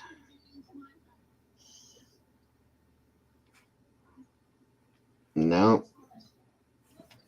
Yeah, I'm lost. I have no idea. Dude, are you talking about a creator that starts with H and D? No. Oh, is that AD? AD. You came across on his streams last week. Whoa. No. No, I was not. I was talking in regards to. I was thinking they were talking in regards to somebody altogether different, but I don't know for sure what you're saying. Did I miss something up here?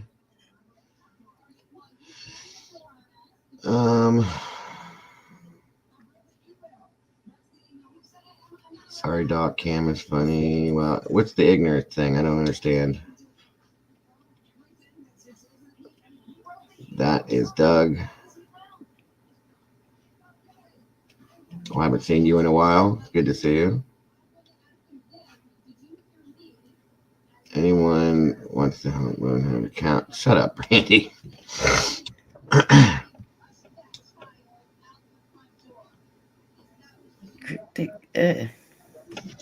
I'm lost completely. I don't. If I missed something or somebody,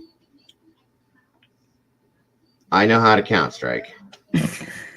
I know what I said. I said 42. I understand, Kat. That's perfectly fine.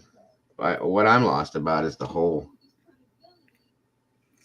I guess so, Sunshine. I don't know. It is what it is.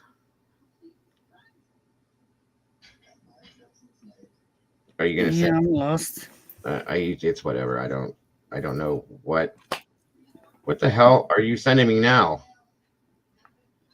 I've got to tell you this though. I don't wear makeup. This will make you laugh. So the other day, yesterday, Absolutely. Let's hear it. just before I did that video, I pulled up my Facebook and up pops this chat. Honest to God, I've got to read it to you. It's cracked me up. Just to let you know, it was made my day. I got to admit, It was quite funny. I've never had a proposition like that ever in my life. Never want one like that. Oh, where'd it go? Might have gone because oh no, there it is. Okay, so this guy, and I'm not going to say his name because I don't wish to embarrass him. Okay. Okay, sends me this message. Hey, gorgeous, would you be my sugar baby? And I'll provide you all your needs then give you weekly allowance. We're talking about $5,000 weekly. Weekly, and no games. So I write, well, hello there, him. Can I ask how old you are, please? Because he looked young. Mm-hmm. He says, I'm 52. My response was, wow, where do you live, please? And he writes, how old are you? Have you ever had a sugar daddy before? Now think of this. Think of this, because I must be a little slow, because I always thought the sugar person was the one providing the money, right? It is. That's what that means. Yeah. Thank you. So how is he my sugar daddy? He But I'm obviously. his sugar baby. I'm so That's what he. confused. That's what he was trying to say. Have you ever had a sugar baby before? Because that's what he's looking for. I get it. Unless he wants. No, he says, have you ever had a sugar daddy before? So I write, no, where you live, please. Because apparently I go a little silly and he question marks it. And I said, so you don't know where you live? He writes, well, I am from Glasgow, currently in Iowa. I can't say it. I can't get it out. And then I write, no, never had a sugar daddy before, as I have too much respect for myself than to need or want a sugar daddy. But thank you. I'm very polite when I reject somebody. Sure. And then I write, I am in Australia and I am 59 years old. You are a little too young for me, but you made my day. I will give you that. Wow. So he was basically putting it out there that he wanted to be your sugar daddy. Oh, he keeps going. He Oh, writes, okay. laugh out loud. So you think am small for you. So he took that as he was beneath me. That's not what I meant. I meant Right. that I didn't need somebody to look after me. Sure. So I write, that's not what I meant at all. But why are you offering to pay someone to be with you? You are not that bad looking, because he wasn't a bad looking guy, right? Sure. Right. So this is his comeback. I made a vow to God in heaven that I was going to help everybody who comes in contact with me easily, for me to be a sugar daddy, and God approves. Of course he does, of that, since I don't do anything sinful, and he know I want to have people, and I use my sugar babies to help the people I don't even know. Right. Because all of a sudden God approves of this now. And I want to know how he knows God approves. So I write, sorry, is that not just helping people, not being a sugar daddy? As a sugar daddy means getting paid to be a boyfriend or girlfriend and to have relations with each other. Don't think God approves of that. Okay. So he writes, you think this guy would get it by now, right? But no. He writes, I just want to help because I love helping people and show love to others if they are in need. Apparently, I look like I was in need from my photo. If they are in need, because it is not good to be stingy and greedy. So that's why I said I want to be helping people that are in financial need, so God can be providing for me and helping me. Well, I am so confused. So I put, hun, you can help me if you like. And he writes, I am good and happy because all my sugar babies, I want to know how many he's got, are happy with me because I just made their payment. I believe that, right? Mm-hmm. And they can go shopping and show daddy, are you getting this? What they brought. That's why I enjoy spoiling beautiful ladies. It's what I do to to it's what I do to derive pleasure. I bet you do. So, right again, you can help me if you like. And he puts laugh out loud. So, are you really interested in being my trustworthy sugar baby? I write, hun, you could help me. Really. Just be a friend. Oh, really? He writes. And he writes, what do you do for fun? I write, ride my horse, work on my cars, speak to spirits, and do my channel as well as other things. He writes, wow, sounds fun. He loves going out with his friends and spending quality time with his kids. And it goes on. And right at the end of it, right, he writes, that's cool. And my sugar daddy am looking for a sugar baby to take care of and give her 5,000 and make you happy, as long as you are trustworthy and honest with me. I write, because I told you I'm a polite person. Absolutely. No, thank you, but I wish you the best of luck. Not for me anyway, take care. He writes, okay. After that, I blocked him.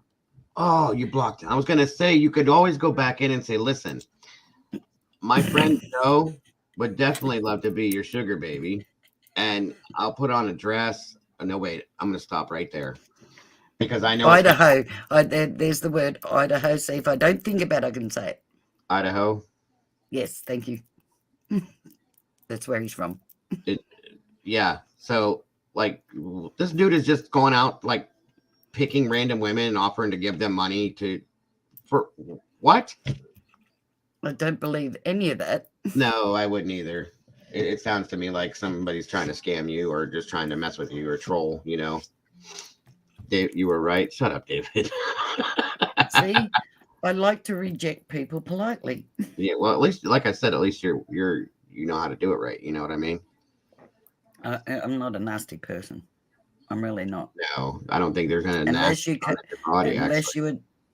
The only time you'll see me nasty is when you attack my children or my grandchildren. Oh, right, of then course. You'll see an awful side of me. And that's all of us, truthfully. You know what I mean? Lance, you just took away my dream, hun, telling me it's a scam. Don't say that.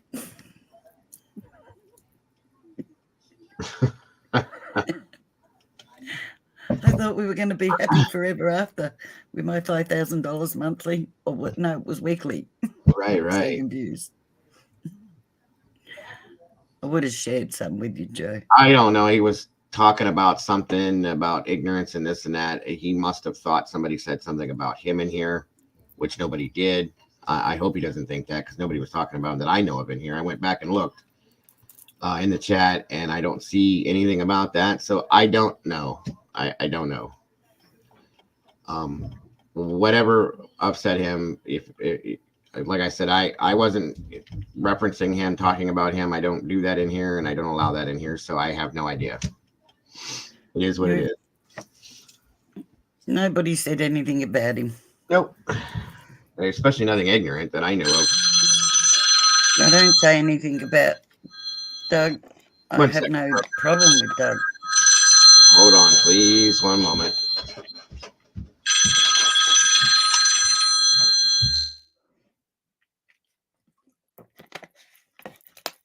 I'll send him to you, David.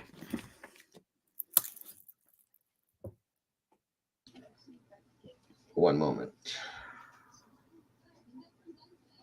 Oh, hold on, Sebastian. Sorry, bud. I'm trying to set this up.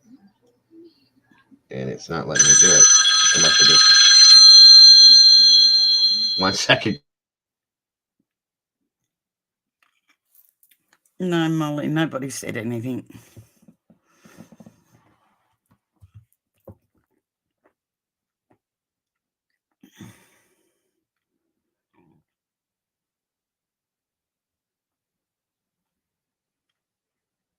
That's right, Lance. Good vibes. Positive vibes. Loving vibes. Food vibes.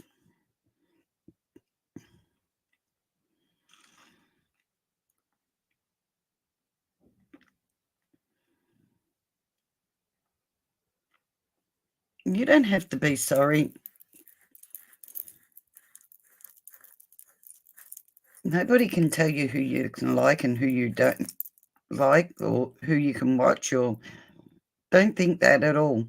Please don't ever think that. I don't have a problem with Doug. I never have. Oh, well, that's had enough of our time. Onward and upward now. You just want me to crucify your name, don't you, Squirrel? Squirrel. Getting closer.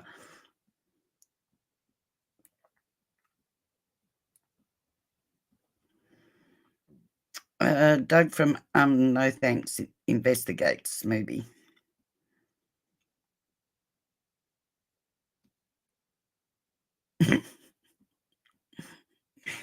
Thank you, Squirrel. Johnny Depp can be your sugar daddy.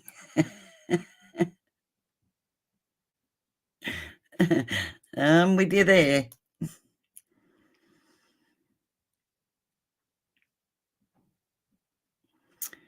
Yep. What did you do for Australia Day, Lisa? What did I do? Nothing, actually. Was home with my daughter, David. Saying she wants to break her foot. Now she's at least putting some weight on it with a boot on and getting around better now. So, yep, didn't do anything actually other than talk to her and watch the grandkids and cleaned up the house. That's about it, love. What'd you do?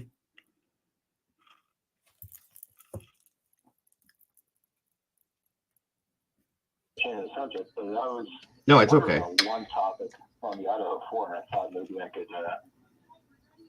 get some input from you guys. Oh, no. Yeah, we're doing open discussion today. We can talk about anything anybody wants to. I appreciate you calling. And like I said, I'm sorry that it kicked you like that. I'm back, everybody.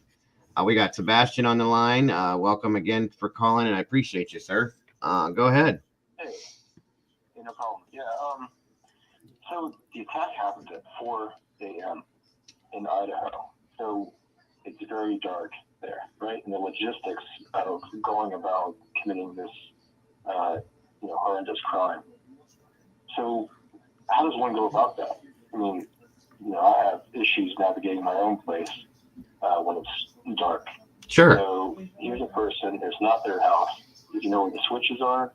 Does he have a headlamp? Even when you have a headlamp, you don't know, you can't see the entire room. Right. And don't forget that it's been proven that he also has visual snow, if you know what that is. That's correct. So yeah, can you turn your volume up or talk a little louder, bud? They're having trouble. Do you know the is that any better, guys? Hold on. The thing goes out now for that. Can you guys hear him now? Go ahead, say something, Sebastian. Yeah, so it was all about the logistics of how to carry out this attack at 4 a.m. The Discovery's out on that now. In an environment that you're not familiar with. Right. Yeah, in that getting the stairs. With you saying that, I think I had brought this up before, and it was something that I wanted to touch on again too. Okay, good. Thank you, Mama Bear. They said they can hear you good now. So I think that he was in the house before. Okay. Wait a minute. The Discovery's out. Yeah. Thought here, and it leads open to he may have had somebody else. I've been saying that too for. So have I. From day one. But what he's getting at, what Sebastian's talking about, is how he navigated himself through this house in the dark, having visual snow, and not living there, not knowing the floor pattern, the ins and outs of the house. It's a very good question, to be honest with you. And never done it before, but managed to do it in 8 minutes. At 9, yeah, 6 to 9 minutes. That's what killed me too. Exactly. So in turn, again, like I said, and the whole visual snow thing. Okay, if you guys don't know what that is, okay, he doesn't see this. And the whole it just that blows my mind. Okay. So that being said, it makes me it goes back to what I said before, where I think that he was in the house. I think he had been in the house maybe multiple times, Sebastian, because you know, they were always in and out of that place doing this, going to school, going to work, doing whatever they were doing, going out here and there. I personally think, in my opinion, that he was in the house, that he had to have been in the house to get the layout, to know who's going to be where, how to get there. Like, why would you go to the third floor if you're not looking for something specific, and so on and so forth. That's my opinion. And again, I think there was somebody else involved still. Not that that would give him navigational tools to get through the house better, but that's my opinion. I mean, anybody else, you know? It's my opinion too. Brandy says that she thinks, are you still there, Sebastian? Yeah. Okay. Miss Brandy says that she thinks that the DoorDash person was a lookout. Very No, big see, possibility. can I say this? I am still stuck on one. He, for some reason, he had to do it that night, right? Regardless of which way you look at it. And if they say he planned this, then he planned it to do it that night, right? Well, So he wasn't there beforehand, as it says, until he drove there at what, 2:00 or something. Mm-hmm. So I still have an issue the fact that Kaylee's new car was there, right? Yeah. He didn't know that car. For all he knew, that could have been 4 or 5 hefty dudes that were staying there that come out of that car. Well, and that's why I think he went back and forth 3 or 4 times before he actually went in to see who he thought was there. It's still, and I still think that there's a slight possibility that he may have been kind of watching that night and been around other places that they were. That's my opinion. I might be wrong. I'm just saying, in my opinion, that's kind of what my thought was.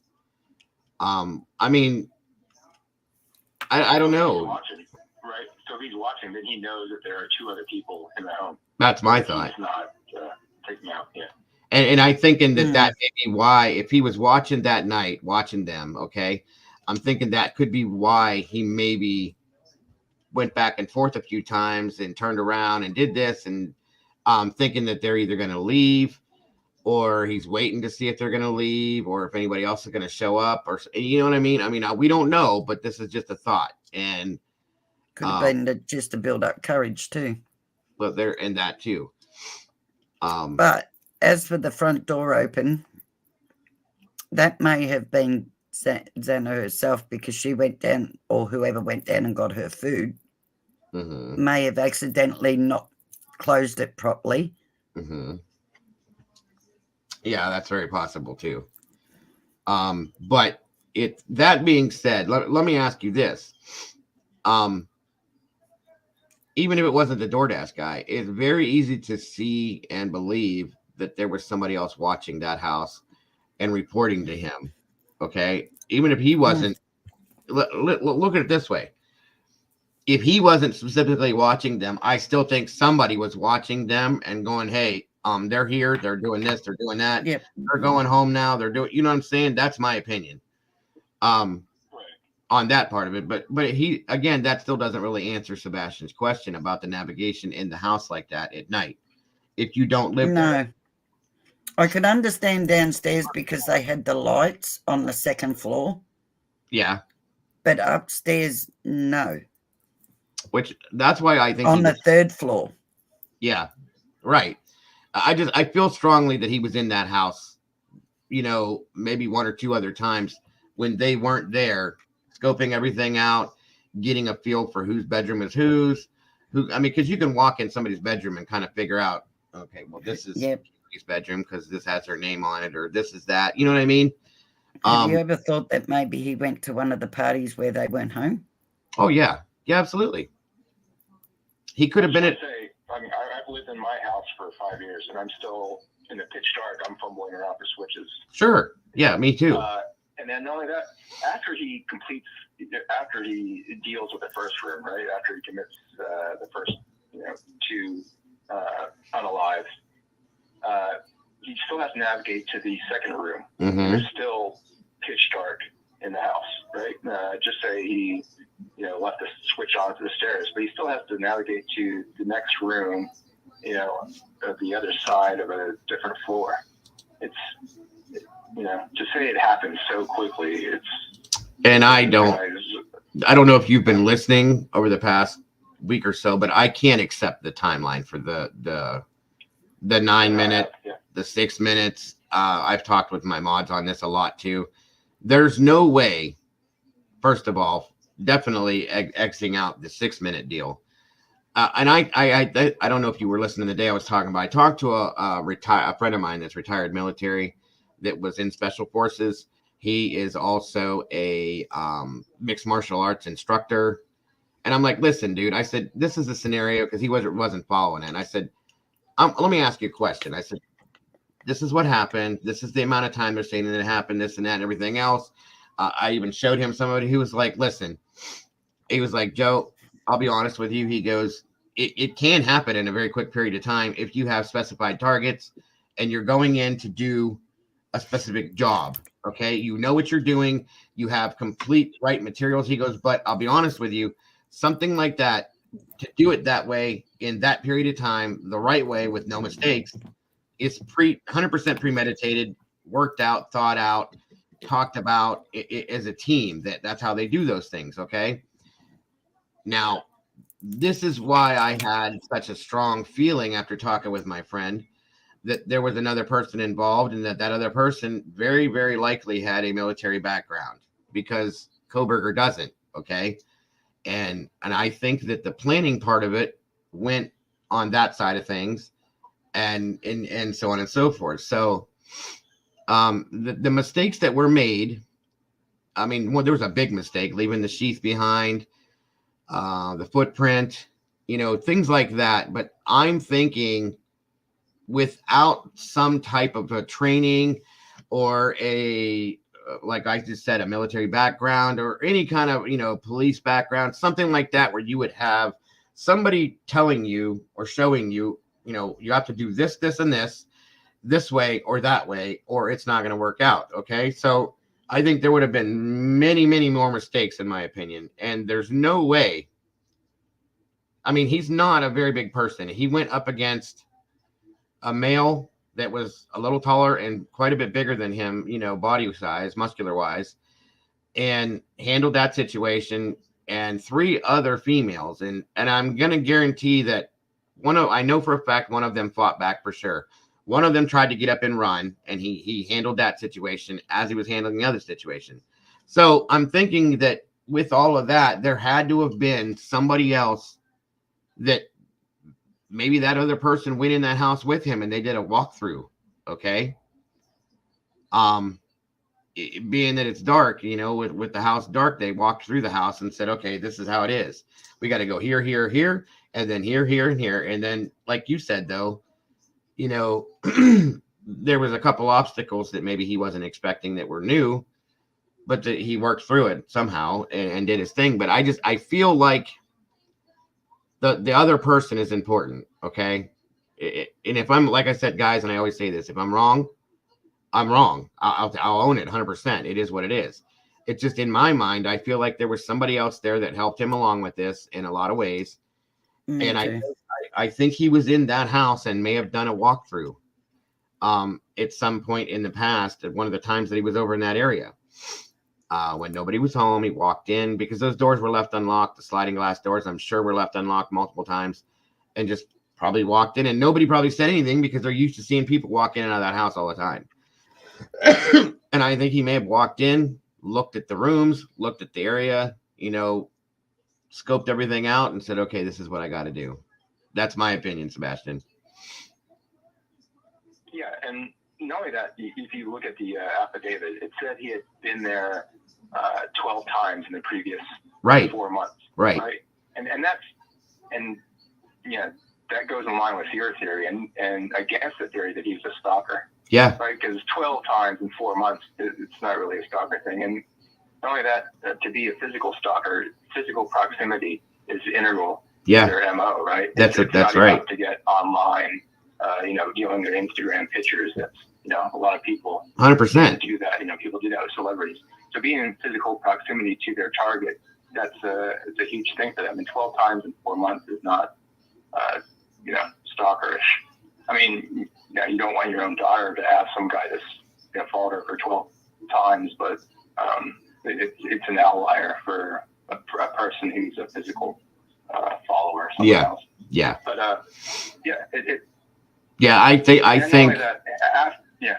I'm sorry, I didn't mean to interrupt you. I was just saying, like, those 12 times is where I got that theory from, is that he could have been there each one of those 12 times. He could have went in that house or half a dozen, or, you know what I mean? I mean, this is something that I think he walked through it multiple times, maybe, to get it right. And that's, maybe that's why that night that he did the passes on the house 3 or 4 times, because he knew there was 2 other people that weren't supposed to be there.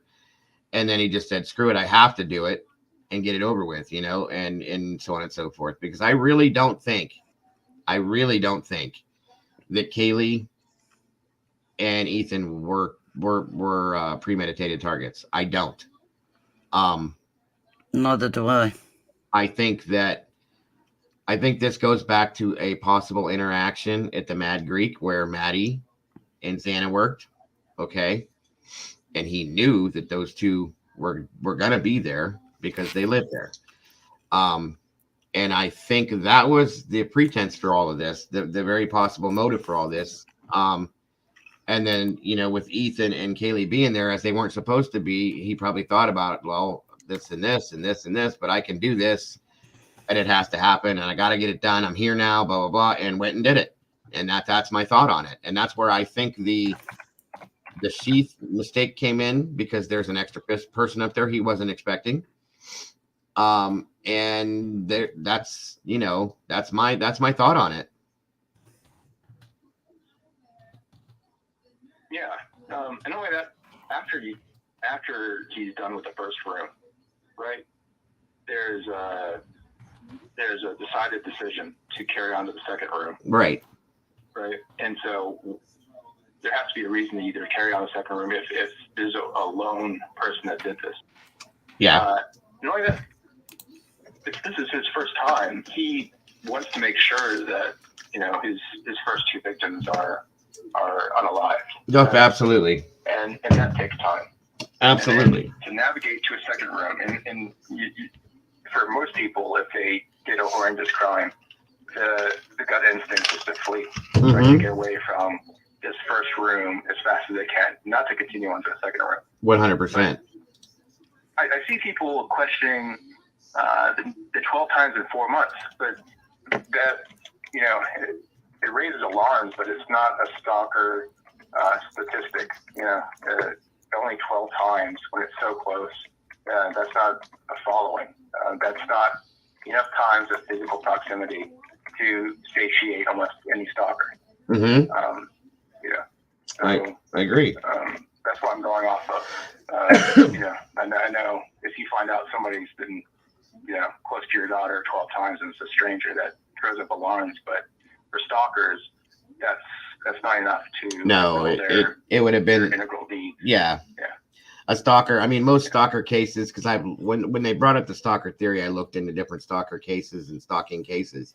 And in a lot of the situations, there's a person that's following this person around every day for 3 years straight, every day for 6 months. You know what I mean? It's a daily, it's a nonstop thing. They're receiving phone calls and messages daily, every hour. That is more of a stalker situation, in my opinion. But 12 times in a period of time, not necessarily.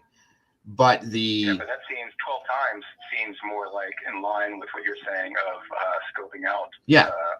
That's where situation, right? That's exactly where my point came from. Why I came to that theory, to be honest with you, because I looked at it the same way. Like, where was he at all these other times? Why wasn't he here all these other times? You know what I mean? It is a lot, Heather. I agree. Right. But and T just said the same thing. It's surveillance. You're getting the lay of the land. You're getting. Thank you very much, Miss Brady. You're scoping out the house. He could have very easily went into that house each one of those 12 times that he was in that vicinity, and nobody would know it. Okay, but even if it was just a few times, I can almost guarantee you he was in that house. You guys, I've said that I don't know how many times before. He had to have been. I cannot imagine somebody premeditating something like this and not going through it to ensure that it's going to be successful. Do you know what I mean? That's where my theory came from, Sebastian, on that. So I am still stuck on the whole. This is a guy that wanted to join the police force to help them. As the same thing as say that again, Sebastian. Hold on, Lisa. I'm sorry. If you're a physical stalker, sorry, what? No, I was just asking Lisa to hold on 1 second so I can hear what you said. I'm sorry. Say it again. If you're a physical stalker, going online and viewing your target, that's a regression. Yes. It doesn't fulfill the need to be near your target the way a physical stalker needs. Right. So, yeah. And that's it too, because a stalker, a physical stalker, has a yearning and a need to be with that person, as close to that person as they can be. There is, digital stalking as well, but this is in a stalking situation. Typically, when it ends up in an unaliving like this, there is that physical need to touch that person, to be with that person, to be near that person, in that room with that person on a regular basis. This is not that situation at all. That's why I took this, as was said, as a surveillance type scenario that, and yet, Schmooby's right that he did get pretty close in the end. And Juan makes a comment too and says, the 12 times is based on pings mostly. So there's that. So this is not, like you're saying, a physical stalking situation, in my opinion, at least, or an obsession. What's that? People are alluding to that this was the culmination of a stalker, right? That this was the end result of what happens when a stalker follows a target. Yeah, I don't believe that. We have to differentiate between physical stalker and an online person. It's the same thing with people that follow celebrities. They're not stalkers. They don't need to fulfill a need by being close to celebrities, just knowing about them. Right. It's a totally different thing. It's the same thing with being a physical stalker. It's a different tier than being an online sort of voyeur of their Instagram accounts or their Facebook accounts. It's a separate category, a higher, if you will, tier of voyeurism. Okay. Yeah, I agree on that. Sorry to interrupt Lisa. Okay. Oh, no. Go ahead with what you were saying, by the way, Lisa. I was just going to say, the other thing that gets me was, this is a guy that put into work with the police force, right? To help them with digital data, right? Yes. And yet he managed to take his phone every time. That doesn't seem odd to anybody else. It does to me, but I think that there was a reason behind that, though. I think that he may have been trying to. Sorry, guys, I was trying to move something. I think that he was trying to figure out about the pinging and stuff like that, and he also had to have communication again with this other person, I think, because I think that other person was probably involved in those 12 times in the whole hold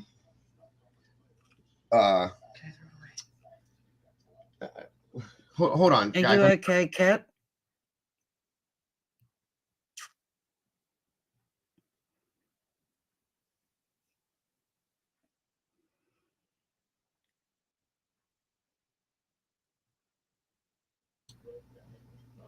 All right, Kat, have a great day. Take care, sweetheart. Sorry if we upset you in any way. I hope not either.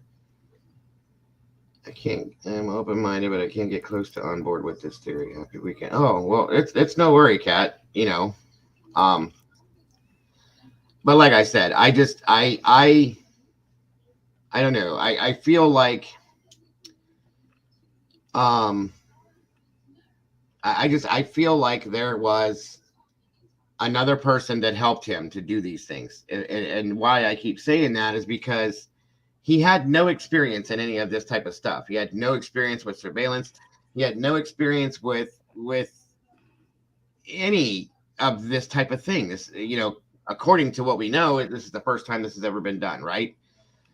You don't just go, and I've said this 100 times before, you don't just go into a situation never doing this before with no kind of training, no kind of this, no kind of that, as my friend with the military background told me. You don't just walk into this situation and just handle it and walk away from it. There has to be something that showed him what to do. You know what I'm saying? And I'm trying to, how can I say this?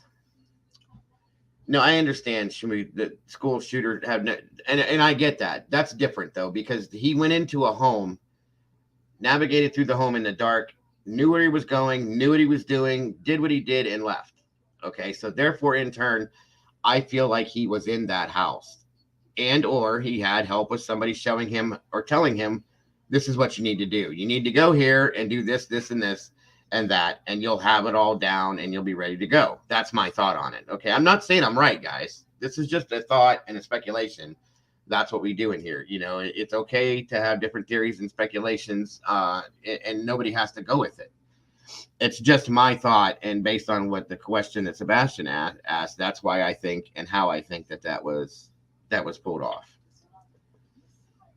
Yeah, not only that, we're saying no matter if he's actually intelligent or overestimates his intelligence, his crime shows a level of competence that his background does not indicate that he has.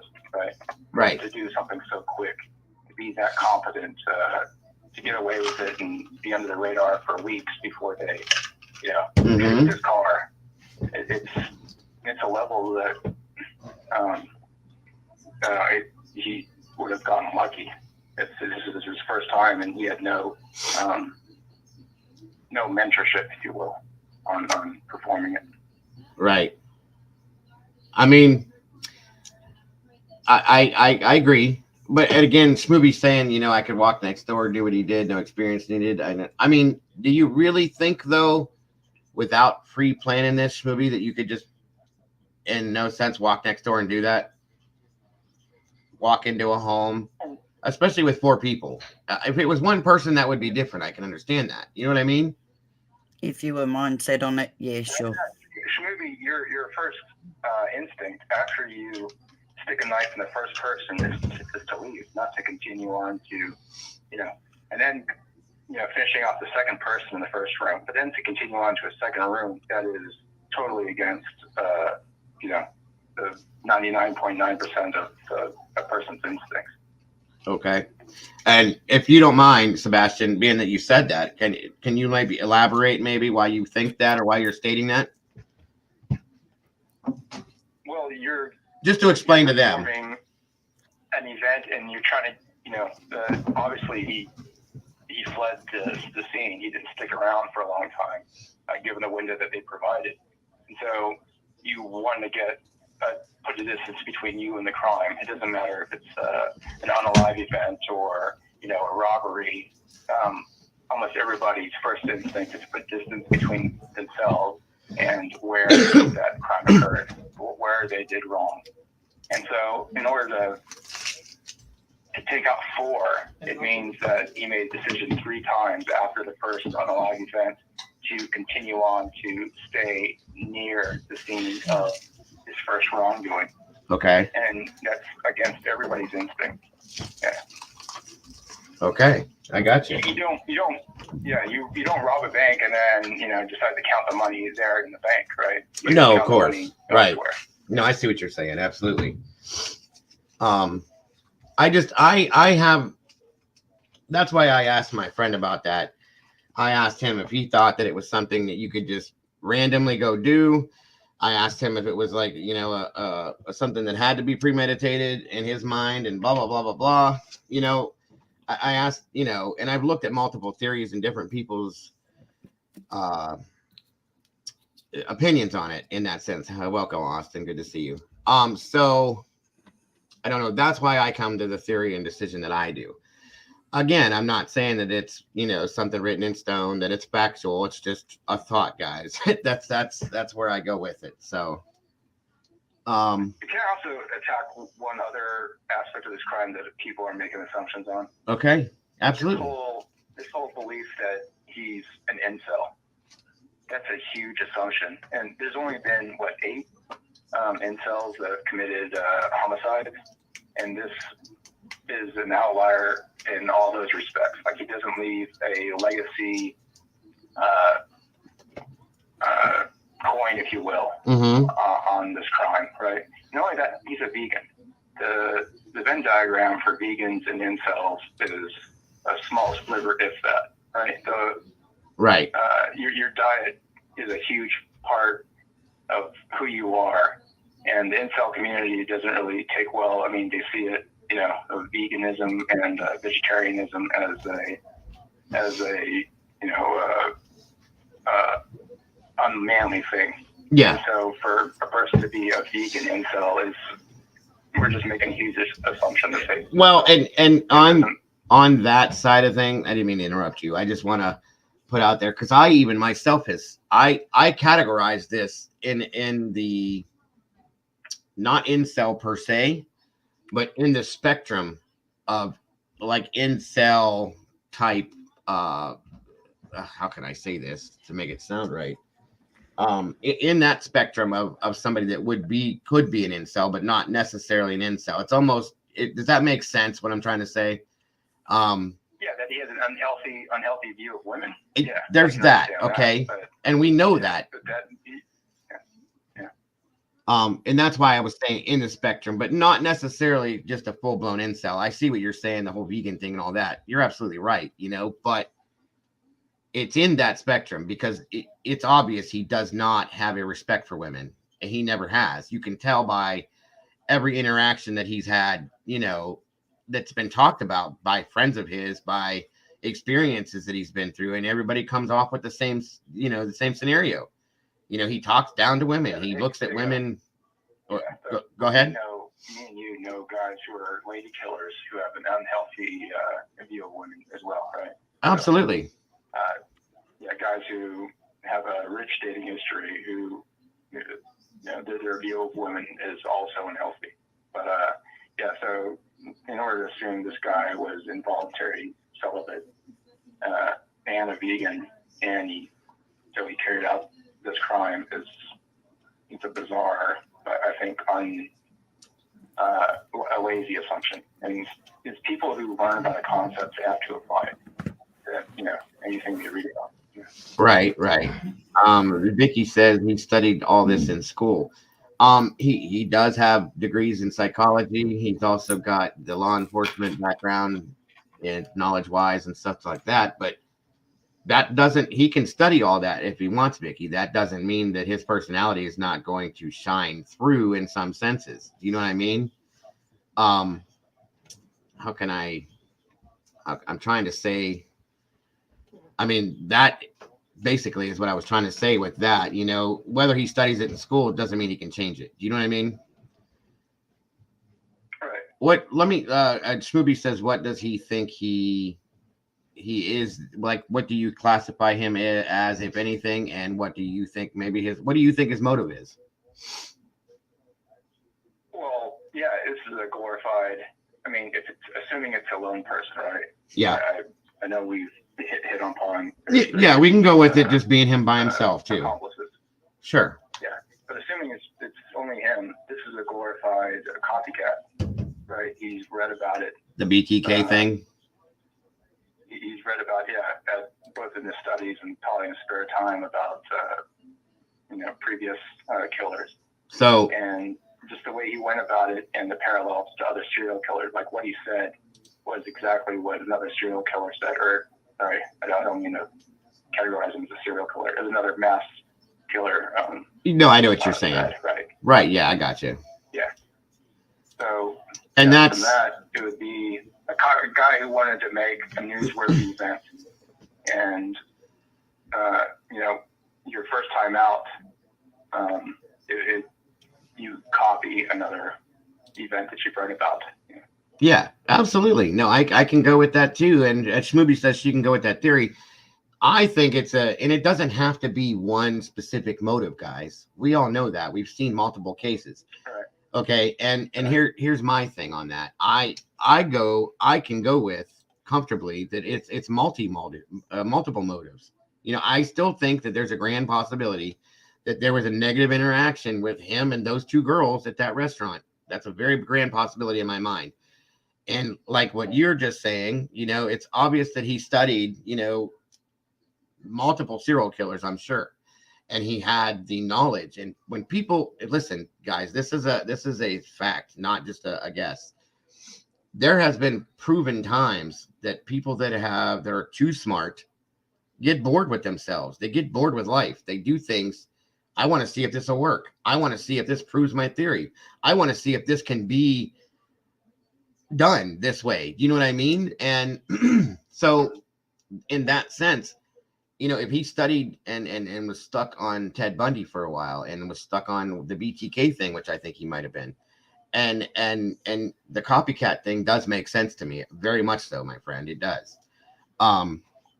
But I think there's an extra motive in there too. I don't think it was just that. And then Smooby's asking Sebastian, do you think that he meant to kill all four, or was that just due to what happened that night? Yeah, I don't know, right? Because if he means to kill four, then he means, that he means to leave a couple of people alive. So, one person right. alive. So, like, was the whole thing premeditated to go after those four people? Or, like, in my opinion, it was that the two of them were, collateral damage because they were in that place at that time and they shouldn't have been, is what my thought is on it. That's what I'm saying. But, I think she just wanted to know if what you thought on that was due to just that night because they were there, or if it was the whole plan the whole time. Yeah, her guess is as good as mine. I wouldn't know. Exactly. That's kind of assumed to even get a guess on it. Right. It's such an outlier, right? Absolutely. And then assumption on it is it'd be biased. Hey, I'm gonna let you monopolize your time, but I appreciate your further input and Lisa's as well. Yeah, I appreciate you calling in, and I do appreciate your thoughts on this. We always enjoy listening to what you have to say, so please feel free to call in again at any time. And you have a great day, my friend. Will do. Thanks a lot. All right. Thank you, Sebastian. Thanks again for calling in, bud. I appreciate that. Always good insight and very informative when Sebastian calls in. I appreciate that.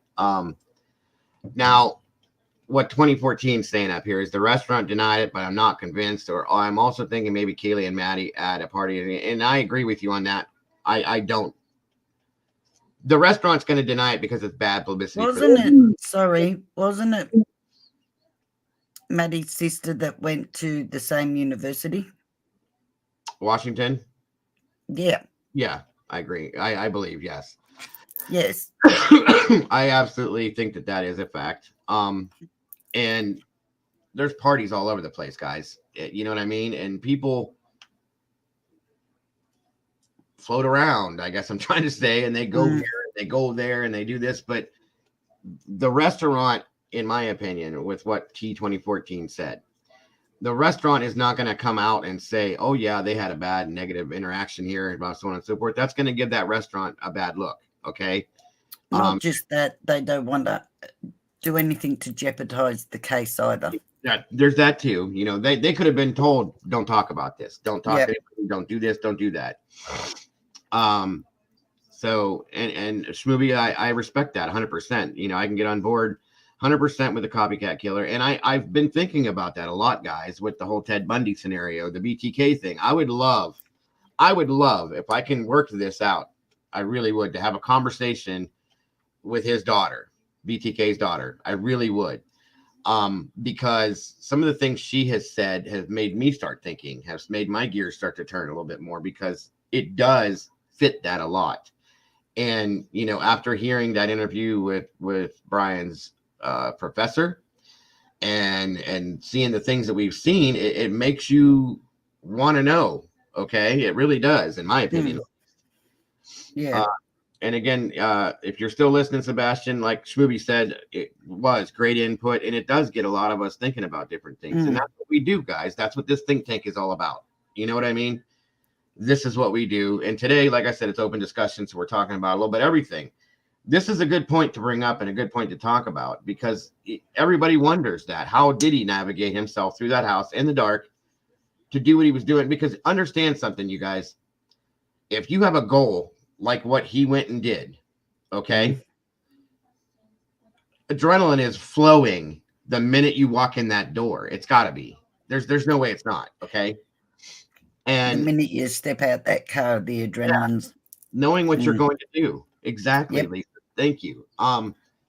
He put his foot on that ground with a thought in mind that he was going to unalive somebody. Okay. The fluid's flowing, guys. It is moving, and he's moving. Okay. Everybody knows that when adrenaline is moving, I mean, I have this from experience with me, at least. When adrenaline's flowing, your body is moving. You're doing things that you're not thinking you can do because of the adrenaline. Okay. Yep. So if everybody knows what I'm saying with that, and it's just one of those things, you know. I do believe, and I could be wrong. If I'm wrong, I'm wrong. I'm going to say this over and over again, that there was somebody that helped him somewhere along the line somehow, whether it was just, they counseled him on how to do something, if they were actually physically involved in something, so on and so forth. There was somebody, and I keep going back to that, and I will continue to. The comment he made when he was arrested makes no sense otherwise. None at all. And then there was other things that led up to that too, okay? and the adrenaline will give you, Heather, the strength, the force, whatever you need to do it. Yep. But 4 people. And the stamina. Yeah, the stamina, all of that. But 4 people, you guys, is a lot more than you guys think it is. Unless you've experienced it, which none of us have, hopefully. You're never going to know what that takes out of you as a person. So yes, adrenaline will give you more stamina, more strength, more force, all of that if it needs to. There's also a rage behind that has to be talked about, in my opinion, too. The rage itself will drive that person from, I've researched and read on these things on purpose, obviously. The rage can drive that person to do things that human beings don't normally do. Okay. Rage does that to people. And then you add the adrenaline from the rage and all this, so on and so forth. I can get it. I get it. Okay. But going back from that to the 9-minute, 6-minute time lapse or timeline thing on that, I can't take it. It doesn't make sense to me. You're right, Smoobie. It kind of makes him organized but disorganized. That's the bit I can't get over. All the planning behind it and everything else, that is, like, I perceive him as a very organized person. And considering he did suffer from OCD, tells you he's an organized person. But then when he's gone there and done what he's done, sadly, it seems very disorganized. Which begs the question for me, guys, if you look at it like this, that maybe he was trying to be something he's not in his head. Like, he's really... Oh, yeah, I believe that. Obviously, he's got something wrong with him. Okay, we know that. But I think he was pushing to be more than what he really... Like, okay, Ramirez, BTK, Ted Bundy, Manson, there was something in their mind, in their head, that made them who they were. Okay? Yep. It's just what it is. There's no two ways about that. That's what it is. Now, being a copycat per se, going into this situation. If he wants to be like this person, but your mind is telling you, I want to go do this to see if I can be like this person, to do what this person did, whatever you want to call it. But your mind is not actually like that person's. You're not going to do it the same way. No, You're of course not not. going to be able to do what they did exactly. You see what I'm No. saying with that? So Mhm. it's kind of a, I guess to call it copycat is a good way to put it, but it's kind of like that's why he was so unorganized, in my opinion, because he didn't have the same mindset as what a serial killer would, or a that type of a person would when they do it. Do you know what I mean? I mean, does this make sense, you guys? Okay, Yes. that's perfect, Schmooby, right there. I'm sorry, Lisa. Go ahead and say what you're going to say. No, I said yes. I was agreeing with you. Okay, and then she says, I think he was wrapped up in the serial killer sensationalism. That's perfect. That's what I'm trying to say. Like everybody desperately wants to be right, and there it is. Okay, Yes. that's it. Like he was so wrapped up in doing that, being that, The notoriety. but he wasn't really that person. Do you see what I'm saying? No, but I bet he would have got a kick out of knowing that people in the school would be talking about that crime and Right, discussing it at a right. future day. And you could actually, I could picture him, God forbid, standing there smirking about it while he's explaining it. Exactly. And just to think that he'd be able to say, now, I can precisely tell you what this guy was like that did this.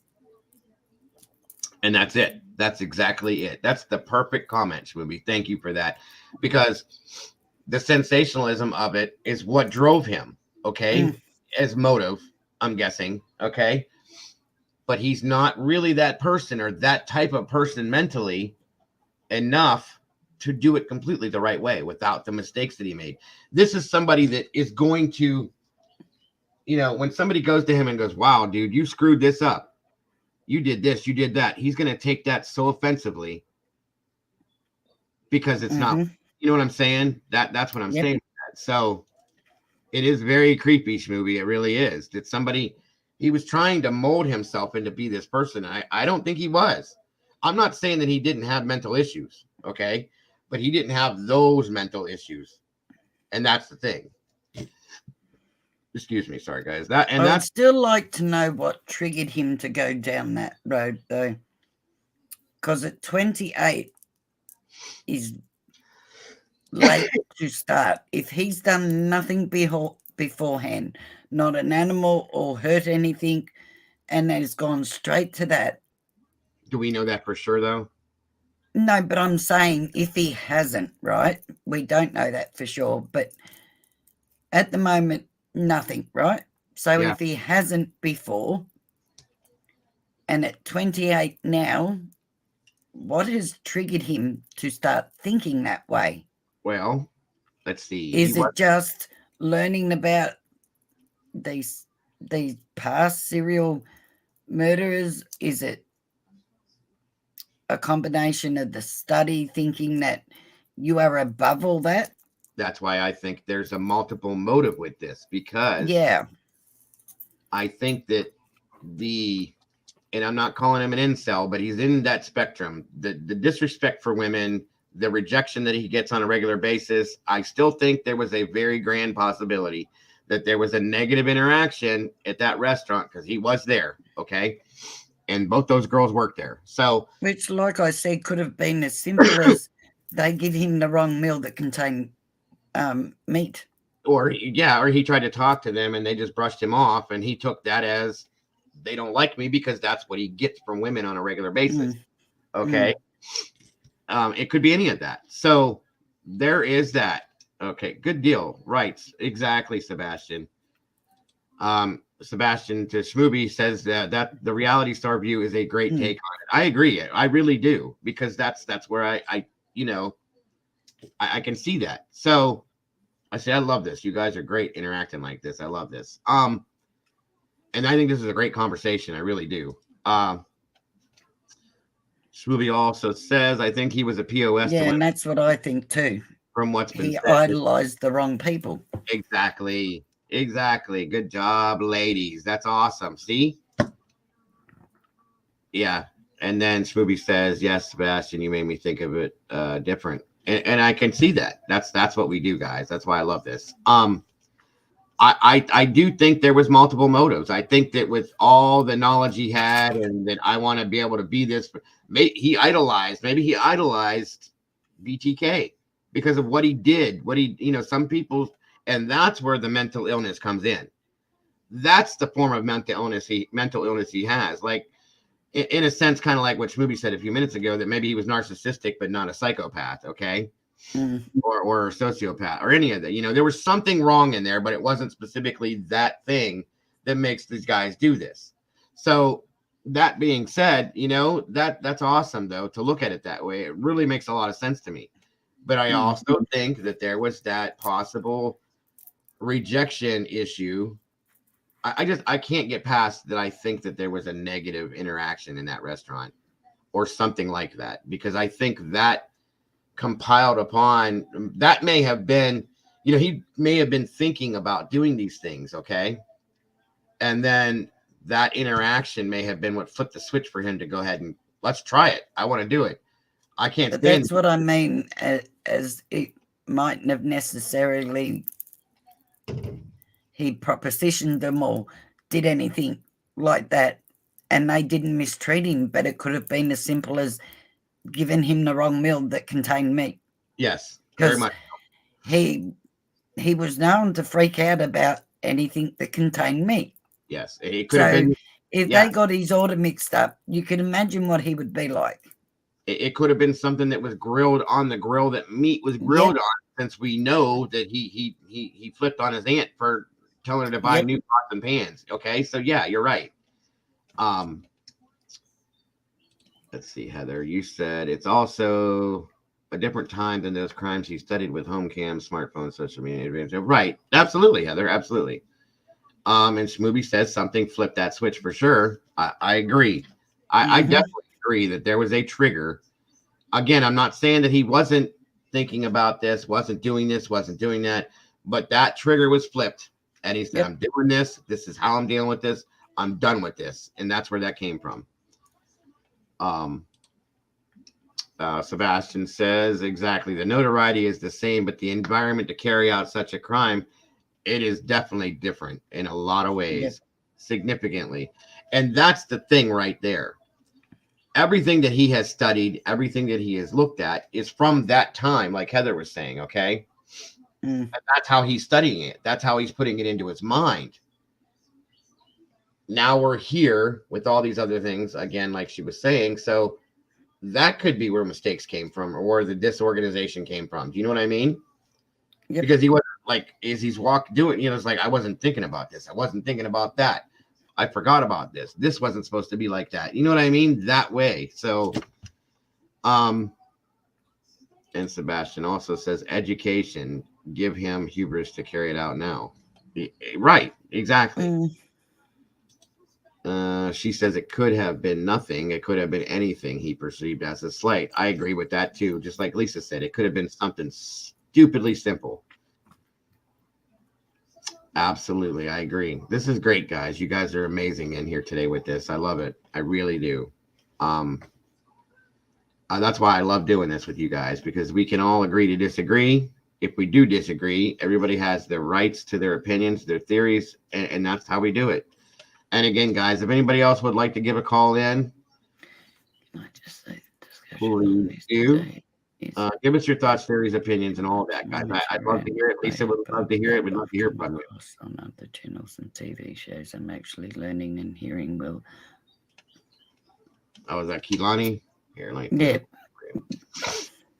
Can I just say the discussion on this today is at a much more mature and way above that I've come across on other channels and TV shows.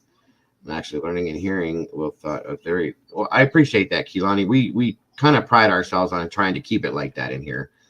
I don't like to do the rabbit hole thing. I don't like to play, the conspiracy theorist. I try to do the think tank based on as many facts as we can, and offer everybody the option to put their theories and opinions out there. That's the way we do it in here, and I like to do it for a reason like that. So, and we're all adults in here, and we agree to disagree without putting anybody down because none of us know who's right, who's wrong.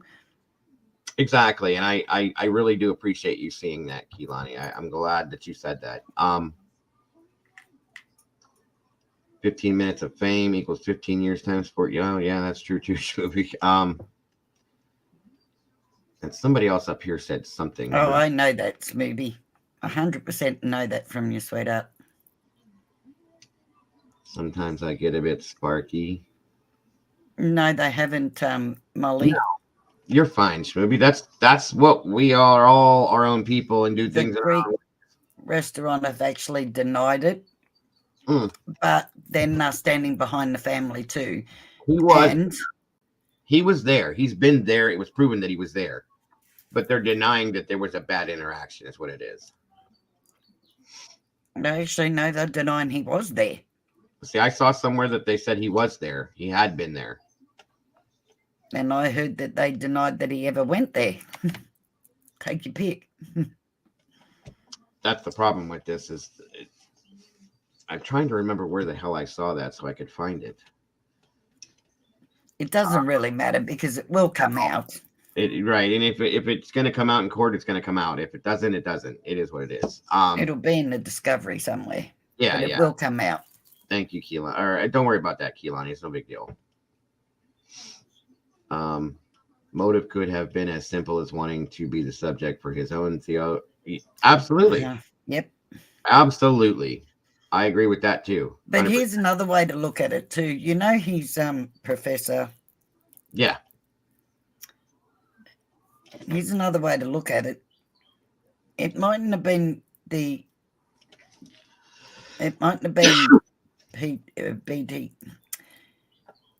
BTK that he idolized. It might have been his professor. Maybe he was trying to impress her. Yes. And because she did his autobiography. Yep. I think we hit on. Maybe she'll get to do his. Right. Didn't we hit on that? Because apparently that was the only professor that he would talk over the top of and try and prove her wrong.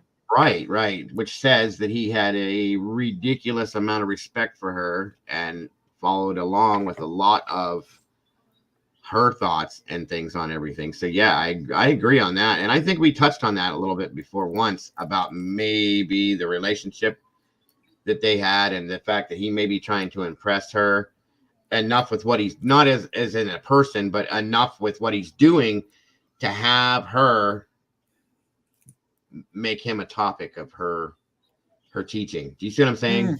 Yep. And I can almost promise you it's going to happen now. I will guarantee you that woman writes a book. Yep. That he's in. I'm just saying. And I'm not saying it is making her a bad person for it. I'm just saying that woman's going to write a book and it's going to be about this. Because she was his teacher. Yep. So, yeah, I agree, Sebastian. Oh, thank you, Kim. Oh, it's okay, Sebastian. Don't worry about that. Welcome, Kim. It's good to see you. Don't worry about the late thing. No big deal.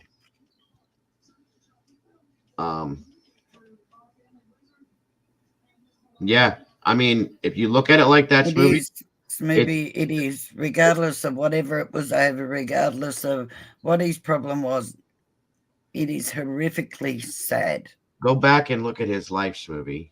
He was a nobody, and then became a drug addict, was still a nobody, more of a nobody, and then after he beat the drug thing, quote unquote, he was still a nobody. And then he got all this education and proved that he was smart, this and that, and was still a nobody. This is the only way in his pathetic mind that he probably could become a somebody. And to some people, that is a very important thing. If you think about it, that's the way I've looked at it. Okay. And I'm not judging anyone saying that he's a nobody to me, but in his mind is what I'm saying. You know what I mean? He had a need to be important in some form, I'm sure, as we all do. Well, and at this point, that was his thing. And being rejected from getting a job at the police force might have been the last thing he could have dealt with. That could have been a slight trigger to this too. Yep. Be honest with you. All this, you think about all this study, and I'm way up here, and that's all I do. Look at me, I have nothing going for me other than I know all this, and I can't even get a job at the police force. Absolutely. Absolutely. And that, you guys, is a great way to slap the police in the face for not necessarily those specific police, but it's a blanket scenario, okay? That, in his mind, well, you know what? If I can't join him, I'm going to make him work, Yep. to get back at him. That could be the motive in itself. Like I said, I believe there's multiple motives in this with his mind. And again, Oh, yeah. This is all speculatory. We're not going to know any of this. If we ever do know, if it comes out in the trial, I'll be amazed. Okay. Because I don't see him as admitting to anything or any kind of fault or anything belittling himself. So, but if it does, then we will know. No, you think about it. This guy wants everybody to know he's intelligent. Mm-hmm. He's the smart. So there's no way he's going to say anything that is going to pull him down than that.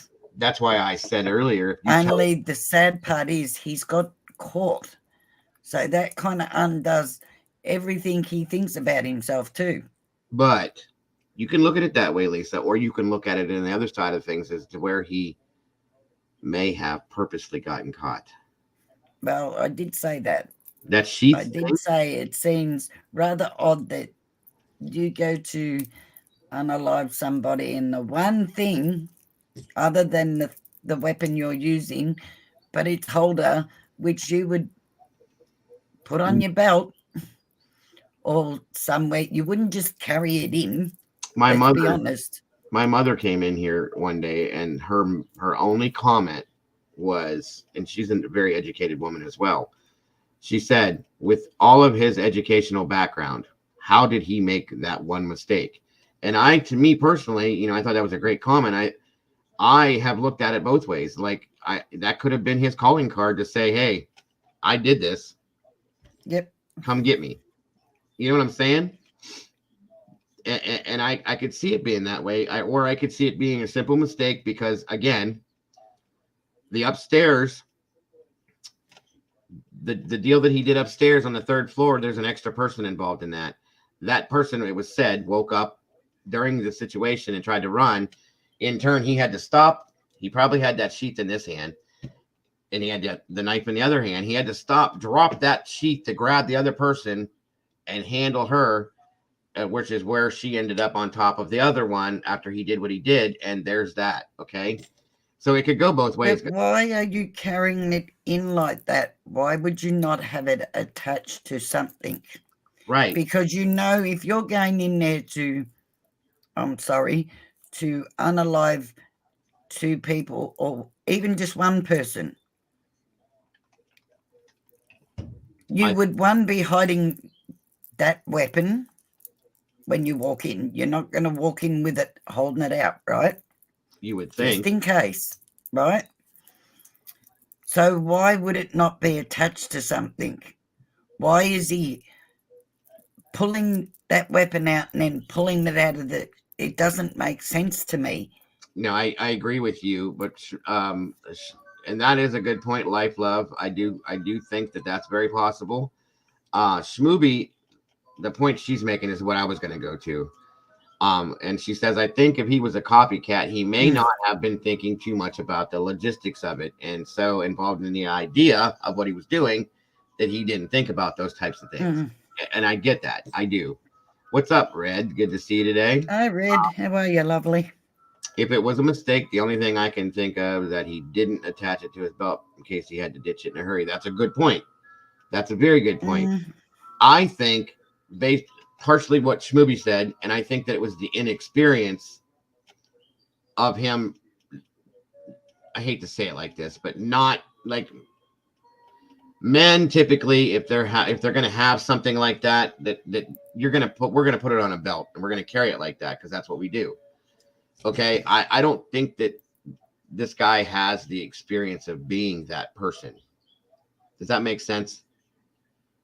What I'm trying to say, I don't think that he's had the manly experiences of, the hunting, carrying a knife, doing this, doing that type of thing. I'm not trying to be sexist in any way. I'm just saying I don't think he's had I don't think he was taught stuff like that by his dad. And you put a knife sheath on your belt or a knife sheath on your belt. You do this, you do that. I don't think he had that. You know what I mean? That training. So that's my opinion. Yeah. Think Schmoopy's on top with everything today. Exactly. He was just playing at being a tough guy. That's my thought. I was just waiting. That's my thought. That's just it. Waiting because women hunt too. I think that's it. He was doing something he's not used to doing. He's not a tough guy. And just to reference that, I would just like to point out that you said that I in no way, shape, or think that you're more manly if you hunt, by the way. I'm not saying that. I'm just saying. But I am just verifying that for you, that's not what you meant by that, because I know what you meant. Exactly. That's not at all what I meant. No, I know. I know women that hunt better than men do. I'll be honest with you. I do. So it has nothing to do with that, guys. It's just that he did not have, for lack of any experience in hunting. That, or I don't think he had what I'm going to call guy training. Okay. Yeah. I'm just going to put it that way because there's really no other way to term that, is what I'm saying. So no, he's been babied. Exactly. Thank you. He was the baby of the family. He seems like he's been cotton wooled and protected. Yes, very much so. He was mama's boy, you know, this and that and everything else. That's what I'm saying. He didn't have guy training from his dad. He didn't here's a knife, son. Put that on your belt. That way it's handy to carry, blah, blah, blah. Those types of things, what I mean. So it's just hard to term things and say things a certain way. But I know. That's funny. I knew what you meant. Right. Let's see. Based on his confirmed social media posts where he spoke about his mental health, he felt worthless. This has given him purpose. Right. There it is, Heather. Right. That's a good point. And that's why I said that, Red. He says my wife hunts and I haven't in years. Exactly. There's women that I know that hunt better than men do, so it is what it is. And I'm glad you did know what I was meaning, because sometimes it's hard to word things when you're trying to say something without saying the wrong thing, That's all right, Joe. I got you. I appreciate that. I do. All you guys. Got your back. That's why I finally said guy training, because I couldn't think of any other way to put it, but I just don't think he did. He was a mama's boy, guys. Life and love that too. It is time to cut the cord. It's not this way, but hey, it is what it is. And the way his mother reacted to all this, that's kind of a proof to it. Do you know what I'm saying? She was just so, I've been crying all day, this, and I've been doing that, and da. Okay, well, it is what it is. So let's see, Sebastian. No, but even the fact that, I'm sorry, and I have to say this, like I said, I'm very polite. I'm not a hateful person. Yeah. But if my child was arrested for unaliving one person, let alone four, and I started thinking about it, knowing he was in the area driving the same car, I've got to go through that theory about that car too. But anyway, driving the same car, and that they have video proof of it, and they had his DNA, I'd be backing away from my son very quickly. Absolutely. I'm sorry, as much as he's my son, I could not stand by him for that. No, I agree. I don't mean to sound cold, but I take somebody's life and that's me, I'm out. That's it. That's what, and I told my own kids that when this all first started, they've all known about it because I deal with it. And talking about, well, what would you do? You going to turn us in? I said, you're 100%. I absolutely will. I'll drive you there. I'll tell you we're going for ice cream and drop you off at the police station. That's just how it works. You were not raised to be this way. That's I'm right. not, whether you're my child or not, I'm not condoning anything like this. Nothing ever. So, and they know that. Not that they ever would. I'm just saying they know. And And that's it. Life, love, you said it dead on. As a mother, we have the instinct and we know. You know when your child's lying to you. You know when your child's done something. So trust me, his mum would know. Yeah. And you can't tell me even his father's not questioning it, considering what his father brought up when they got pulled over. I'm telling you guys, the father knew about it. The father spent 5 days with him before they left to go back to PA. And the fact that the one crime his father brings up is about, what's his name? Not the four. The Kopacki guy, yeah. Yeah. What does that say? You know what I mean? Yeah, let me divert this. Like, I'm sorry, but the four would be a bigger thing on my mind than, and no disrespect to that fella in any way, shape, or form, but the four of them would be the one crime that would stick in my mind more than that one person. As I said, no disrespect. That would be the first thing I would say. No, absolutely. No, I get what you're saying. I know exactly what you mean. If you guys recognized when he said what he said at the police stop, okay, in Indiana, when he said that, Brian interrupted him immediately and said, well, we don't really know that for sure. But it is, you know, cut him off like right there. Like you're saying too much. Stop. Yep.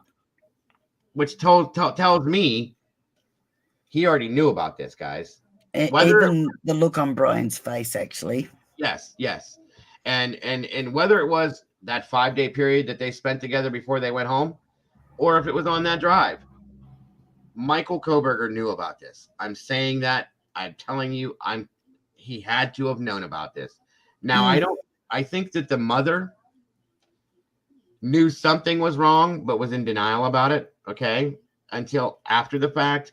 And then I think that the father went and said, listen, hon, this is the deal.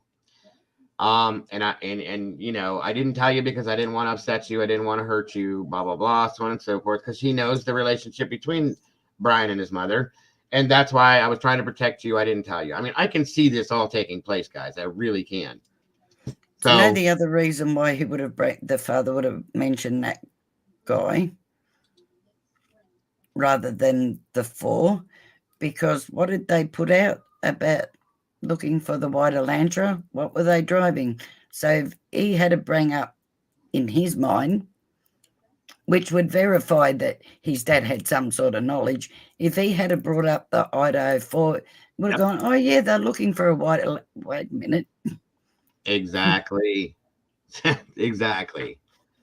Sebastian says to Heather, yeah, but Xana's room is on the other side of the house from the 3rd floor stairs. How much ambient light are they providing to the kitchen and through the hallway? And that is based on a comment that Heather made up here. Sorry, guys, I should have done it in order. Sebastian, with Xana being awake, there was probably lights on, a neon light also on the living area. You can also find the house lit. Okay. They also had them soft white lights. The outdoor Christmas lights or something like that, yeah. Yeah, inside too, in the lounge room area. But if that place is dark, those aren't going to give you a whole lot of light. Not around where Xana's room is, no. And remember the white snow vision thing, guys. That's a real thing. That's going to take effect in this too. That's where I'm starting to think that he didn't see DM when he was leaving, and why he didn't see her, why she was left alone, because it was dark. He was in the corner of her door, and if he's got that stuff going on, that's why I think he didn't see her, because there's no peripheral. Okay, I think he just walked right past her. She was dead silent, and that was that. That may have saved her life, to be honest with you guys. Yep. And going back a little bit, Red, if you're still in here, Sebastian had asked your opinion when he called in, what you thought about how he navigated through the house in the night, in the dark at night, and all that kind of stuff without, headlamps or whatever he did.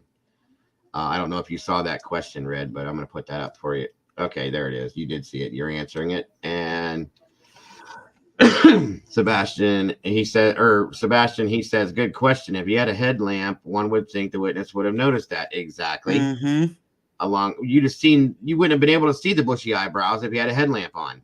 It would have blinded her. You know what I mean? So I'm assuming the place had some type of lights on. Yeah, there was some sort of lighting. I'm going to say that.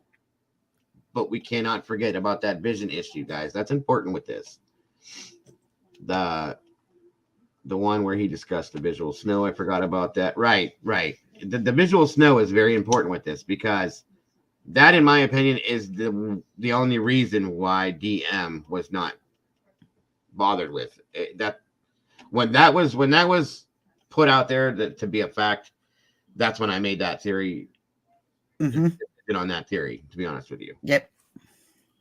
Let's see. Heather says the neon light is right next to the hallway. Lisa also said there was. Yeah, that's what we just talked about. Thank you, Heather. Yeah. So there it is, guys. I mean, there's. I don't know. I'm just saying. Inside, I'm using the headlamp to emit such a the flashlight, but we're left with a guy who knows where light switches are. And who said he turned the light on though? I could see Zayna and Ethan having a light on or a lamp on in their room, possibly, because she had got her DoorDash at 4:00, right? You can't tell me they went to sleep like that because she was still on the phone. That's where the whole 8 minutes comes in because of what she posted last. One moment, everybody. Keep going. So I'm guessing she had a light on or possibly a lamp in her room. So maybe that was enough light for him down that hallway. However, upstairs, can't answer that. And then you got to think, would he go into a house with lights on still? That could have very well been one of the reasons why he made passes back and forth, waiting for that. Waiting for the lights to go out. Right. That is a good point, Alexa. She says visual snow causes trouble seeing at night. I run into things in my house because of it, and it does. If you read about it, it'll tell you. It gives you night blindness in a lot of ways. So that's the problem, and there lies that again, that the DoorDash scenario happened around the same exact time. We talked about this yesterday. And then there's that. And then we have the darkness in the house, the lighting. I can't believe he wore a headlamp. I just can't, because I think that would cause more problems than if you're wearing a headlamp, all you're gonna, they're pretty bright, and it's gonna make it hard to see clearly what you're doing, I think, because the light is brighter and it has a tendency to, I'm trying to think of the right way to put this, to blur things. And if you got the vision issue already, I think that would cause more problems to begin with. So, not to mention trying to keep it on your head. Well, there's that too, Through trying to unalive somebody, the amount of sweat and everything else. The physical and right. There's a chance of that flinging off. So why would he wouldn't. And like we said, that would have been the first thing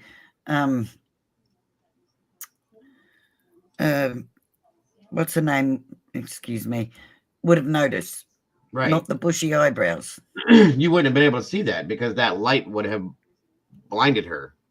That's what she, with that light. You wouldn't have seen his eyebrows. And that's what I was saying, Alexis. You're absolutely right. Bright lights against a dark background, or like the neon lights or anything like that, it makes it worse when you have that type of vision problem. So no, not at all. The visual snow thing is a big deal, guys. It really is. As far as navigation and things like that. And again, that can parlay into there being another person, guys. I'm just saying. How does he drive with this visual snow? Does it have it all the time? I don't know the exacts on it, Sunshine. You know, the night driving I know is an issue, and it should be. Most people that have it have issues with night driving, as Alexis just said she does too. And that's what I said too, Alexis. I don't think he saw her. That's right. He does, Red. You're exactly right about that. I forgot about that. In his he post, says it's sporadic. Yeah, okay. That I didn't see, but he talks about his VS being sporadic and ruining his peripheral vision, but could see fine otherwise. In that right there, ruining your peripheral, if you are walking out of a home that's dark and you have visual snow, you're not going to see that little girl in the corner in the doorway. No. It's not going to happen. No. That's why I think that saved her life, you guys. I really do. And when they're in court and they bring her in, he's probably going to be beating himself up over that. Hopefully, I hope he is. I hope he beats himself up over the whole thing, which I don't think he will, but it is what it is. No, of course not. I just this has been a great conversation today. I mean, it really has. These are a lot of great points you guys are bringing out, and you know, the opinions on it. It's amazing, guys. You guys are great. Let's see. She says, I can drive at night. It's just inconvenient. It strains your eyes. I'm sure depending on how bad the visual snow is for someone, it can be worse. And here's the thing is that when you drive at night, you guys got to understand there's lights coming at you all the time. And I think that causes, I mean, Alexis, you can attest to this, I'm sure. I think that does cause more problems with your vision in that situation. Oh, that's my phone. And that's why I would think, you know, him leaving that scene, and then maybe that's why he came back in the morning to make sure of when he left that there was no issues with footprints or this or that, because he probably couldn't see any of that. And these are mistakes. I mean, maybe that's something he should have thought of with his vision issues, that, you know, maybe I shouldn't do this. But again, and Red was saying in his post that I didn't see that it was sporadic. So who knows? Who knows if he had, you know, a problem with it that night or if he didn't. I'm going to venture to say he did have a problem with it that night, which is why he didn't see DM. I'm just going to stick with that. Now, let me ask this a question, because I don't have it and I don't know the ins and outs of it. I've read a lot about it because of this. But Alexis, if I can, I don't mean to put you on the spot like that, but like, if you're stressed out about something, or if you're like rushing, or if you're in a hurry, or there's anything exciting or something extra going on in your life, does it happen to make it worse? Or does it not affect it at all? Can it bring it on? I mean, these are the questions that I have about this. It hurts my eyes, makes it worse. I have adjusted to it, and I can drive at night. It's a pain in the butt. No, I get it. I absolutely get it. Kim said above he went back to look for the sheaths. I bet. Oh, yeah. I was going to pull that one up, Kim. I'm sorry. I just got distracted. And she did. Let me go up here and find that again. I'm sorry. Sorry, Kim. I meant to put that up there. Let me find it. There it is. Yeah, he got thrown off. I think he went back at 9 a.m. to get it, and I bet there was some kids around, like they claimed, so he couldn't get it. I mean, that's a grand possibility. I think that he went back, as a lot of these people do, to see if there was any excitement going on because of the situation, to see the outcome of what he did, in my opinion. The police, you know, ambulances and all that. And I think he was let down because there was nothing going on at that point. Yep. And I bet you he couldn't work out why. Why haven't they been found yet? What's going on? Right. Okay, thank you, Alexa. And that does prove it there. Yes, stress makes mine 10,000 times worse. I start to get the flashies when I start getting overwhelmed. Bingo, folks. So if the adrenaline, the stress from what he was doing and all that was going on, I'm guessing that being sporadic, it probably did affect him that night. Okay. Neon fluorescent lighting makes it worse too, like the lights in Walmart. Gotcha. Okay. And Red or Leilani says to Red, also leaving a person alive might be what he wanted to.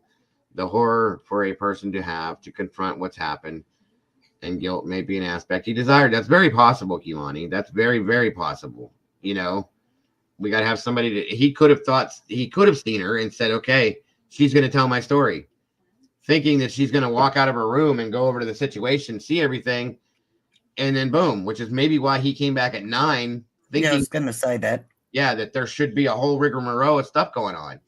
Yep. I get that, Strike. I go through it myself. And Red, yeah, again, back with the God complex scenario. Exactly. Exactly. That all plays a part, folks, and it all makes sense. It really does. I really appreciate you guys today. Like, this is a great conversation, guys. I can't say it again and again. I'm going to say it, though. It's great. Very, very, very good conversation. I love doing these open discussions for this reason. I knew we'd end up in this realm because there's so much to talk about with it. But, you know, so we got multiple possibilities with the situation. Well, here's the thing, Sunshine. Well, no, you're right, because the cameras, based on us hearing that all that went down, would have been on by them or by that time, unless they were still working on it. And they very well may have him on camera. They're just not telling us that for the sake of the case. Remember that. Hang on. Have him on camera doing what? Going back there at 9 a.m. Oh. All they had was a phone ping at that time. Yeah, you got to remember they don't have to put everything in that. Just enough in the PCA, just enough to get him arrested. Yeah, they're not going to put a lot of that stuff out there until a lot of that will probably pop up in trial. Hi, Christy. How are you, love? It did happen, for sure. Welcome, Christy. Good to see you. Thanks for joining us today. Great to have you here. Alexis says, I know people who don't have visual snow don't understand how you can see but not see at the same time. Yep. But I would bet money he did not see her because of that. It's really likely, in my opinion. And that's kind of where I was going with it too, Alexis, because none of that made sense when we first heard that. We were all just kind of like, what? You know?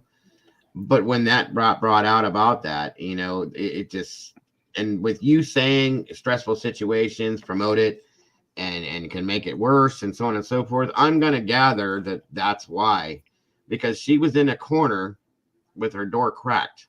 It wasn't wide open.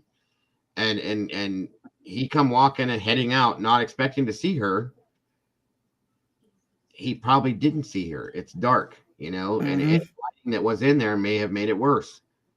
And he had no peripheral based on what he said. So, you know, you got to go with that. And he would have been extremely high stress by then. Very high stress. Yes. Because apparently it was Xana and Ethan that fought back. Yes. So yeah, he would have been at extremely high stress then. Absolutely. I can see to go to the bathroom at night, but I run into the wall or trip over a dog. Well, that's not good. You got to be careful doing that stuff. It's fuzzy and static. I got you. I get it. It's got to be worse, especially after you've been sleeping, too. I could see my husband sleeping next to me, and I could punch him in the face by focusing on my peripheral vision, and I will run into the... Now, I get it. I do. That's horrifying. I can't imagine people have that. That's got to suck. I'm so sorry that you got to deal with that, Alexis. Yep, that's it too, Kim. That's exactly what Lisa was. He's spent by then. It's a lot of strength, and all that adrenaline is now. He's coming out of that now, mind you, and that's just coming off a drug, folks. You know, when that adrenaline, when you start to, when you're done and you start to come off that adrenaline, it brings you down. You know, I'm surprised that he didn't go home and pass out and sleep. But then again, that's good, Red. I just realized something I haven't had VS since I had rhinoplasty sinuses ripped out. Oh, well, good. Good to know. Good for you. It's hard to explain, and you get used to it, honestly, because mine is mild. It's just, yeah, it's something you learn to live with. I get it, like back pain and stuff like that. I understand. Mm. I feel bad anybody that's got to go through that, especially somebody like you. That's horrible. They do too. Sinus problems do cause a lot of problems, like jaw and teeth and breathing, all sorts of stuff, guys. And with your eyes too. Yeah, absolutely. Absolutely. So again, if anybody else would like to call in, 234-703-4047.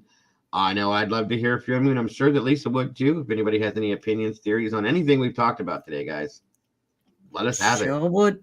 We would love to hear from you guys. So give us a call if you'd like to.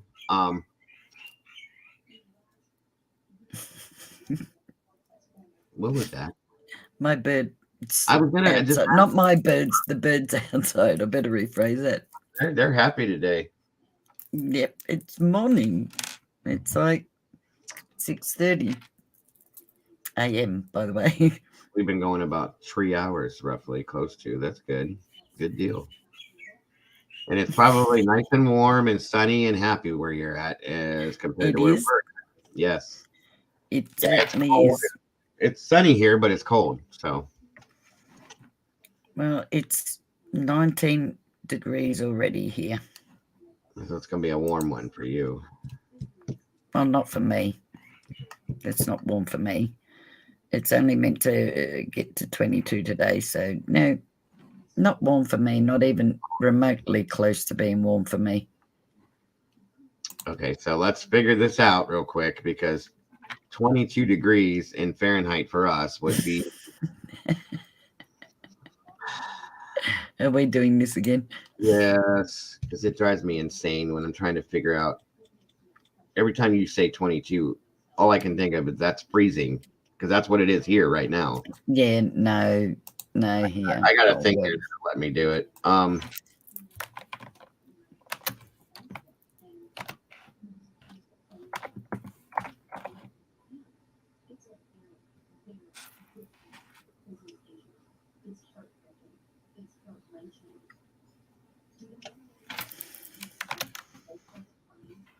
It would be 71. Okay. So that's about, that's not hot enough for you? No, not even close. What do you like it like? Super hot? Yep. My mother-in-law's like that. I can't handle that. That's too much. Over 40. 40? Good Lord. 40 degrees. I love the heat. I'm a heat person. Yeah, that's what my mother-in-law, when it's under 85. So you like it like 104? Yep. Good Lord. There it is, guys. That's why she's so skinny. She sweats it all off.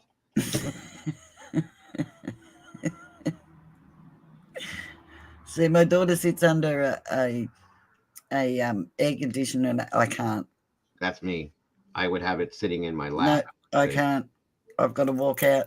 I can only stay in an air-conditioned room for about 5 minutes at the longest, otherwise I'm freezing. Thank you, Heather. Again, anybody that would like to donate to Miss Lisa. Thank you very much, Heather. Link, much appreciated, much needed. Lady P, first of all, welcome. Good to have you here. And congratulations on becoming a meatball. Whoa. Miss Lady P is now a meatball. Welcome. Folks. Jump on in the sauce with the rest of us. Thank you so much for that. And congratulations. I love the heat. Listen, I like the heat. I don't like the humidity. I'm kind of a chubby person, okay? And I don't like sweating. I like breathing because the humidity takes my heat away or my breath away. I don't think it goes month to month, Lady P, and I think you have to renew them. So I think that could have been what happened. Unless you buy a different level version of it. So I think that could have been how it happened. It's nothing that you lose. It's a renewing thing, sadly. I don't have any way to control that. That's just how it's set up. What are we gonna do for Brent? I'm not even answering that question, Squirrel. Why would you even go right back to that again? What Oh are my we God, gonna do? they hate me. Brandy's They hate me. 60. They hate me. I'm telling you, they hate me. We were all far away from that, so far away from that, and you had to go right back to it. She hates me. That's what it is. She hates me. Brady's 42nd birthday. 42nd, yes, 42nd. Yep, I think you can set it up to do that, Kim. 52nd. Did. Sadly. I wish that it was a one-time scenario, guys, but the way that YouTube has it set up, it's just an auto thing. I'm sorry, Lady P. My apologies. But again, thank you for renewing it and becoming a member once again. I appreciate you. I think it has to be set that way, for the way your bank info is. But again, my apologies for the confusion on it. Oh, happy birthday. Congratulations, Miss Sherry. Happy birthday. 60 young years old. I'm joining you in October. What was that now? I'll be joining you in October. Uh-huh. Okay. Let's see here. Happy birthday, sweetheart. Mrs. Dago will be 40s. Oh, goodness. 6. No. Yeah, she'll be 46 February 3rd. And she wants to go. Good Lord, I hope things work out for that. But she was talking about going and doing an escape room thing. She loves that kind of stuff. Always exciting. Which I don't know. I'm very claustrophobic and I don't like being trapped anywhere. So that's going to be interesting for me.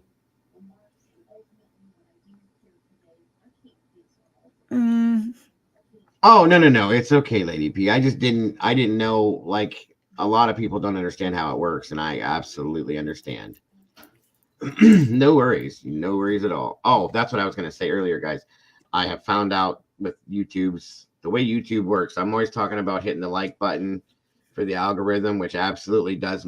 It's important. But also, guys, if you can, I mean, you don't have to, but leaving comments afterwards or during in the comments area, that helps with the algorithm too. And it keeps things rolling. So the more the comment in there and we hit the like button and all those things are important to YouTube. I've come to find out. I had to do a lot of YouTube research recently, and that's how I found out I need to grow and I need to get, more views and better things and stuff like that. So I feel like I suck at this point, so I got to make it better, guys. You're very welcome, sweetheart. I feel Joe should sing you happy birthday, but yeah. Take it away, Joe. You don't want to hear me sing. You need to sing one of your members happy birthday. Ready? And a 1 and a 2 and a 3, go.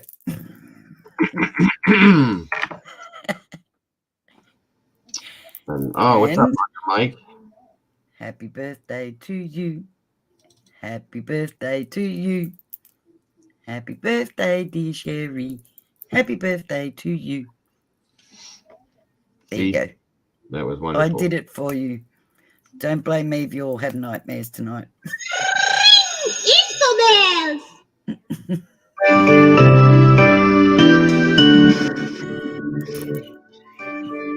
Really?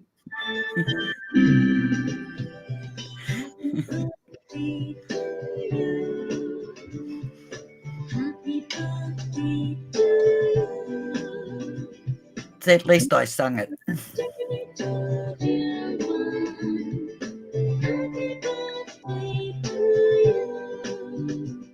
Okay, I sung it. You got out of it. You should do a dance for her now. Can't anymore.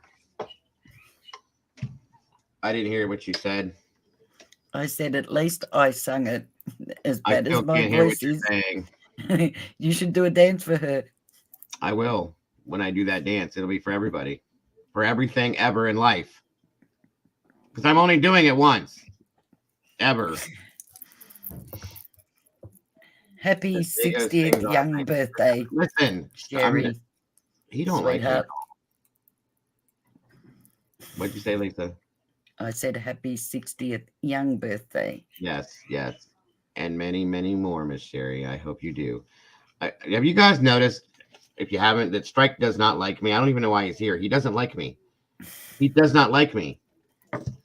If Dago sings, I'll have nightmares for sure. And then he puts a little JK under there like he's really kidding. We know the truth. You don't like me. See, even Kim sung for her. Yes. I played And the music channel person didn't have That's because bad, I want Joe. my people to stay here. I don't want them to leave. If I sing, everybody will run. I cannot sing anymore. I could add Caden sing for you. I do not have that voice anymore. Alexis, I used to have it so bad that I was completely blind. Oh my God. That's horrible, Red. Oh, wow. I mean, completely blind? See, I didn't read about it. Hear about any of that kind of stuff like that, but that's crazy. Wow. Oh, you broke his heart now, Strike. He's heartbroken, Strike. What? But I don't know. Didn't say nothing. Once what's again. going on with your forehead? There goes some black thing. What? Oh, this thing here? Yeah, it's a blemish. I have a blemish side. It's gone. That's me, I'm out. It's there again. Is it back? It's this stupid green screen thing. My head's been doing it the whole time. That's why if you notice I keep moving, like, is that? Oh, there it is. Wait, where'd it go? I need this other camera hooked up. I think the camera will make a difference. Stop laughing at me, Heather. It's not funny. What's going on with your forehead? I know it's the because I have a background, Kim, and I have this whole green screen thing up behind me. And when it does look like a leech, doesn't it? See, it's on my finger now. See it?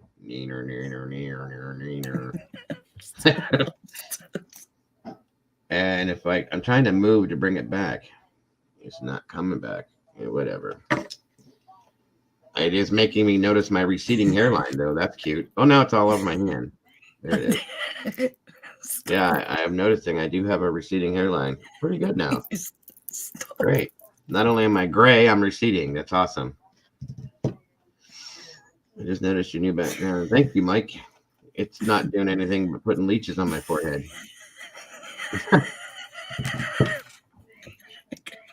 Completely blind. Looked like I was. That's crazy, bro. I'm sorry that you have to go through stuff like that. That is just insane. Hopefully it's not as bad anymore. Oh, the leech is back. Yep, there it is. I don't understand it. Now watch this, guys. Watch this.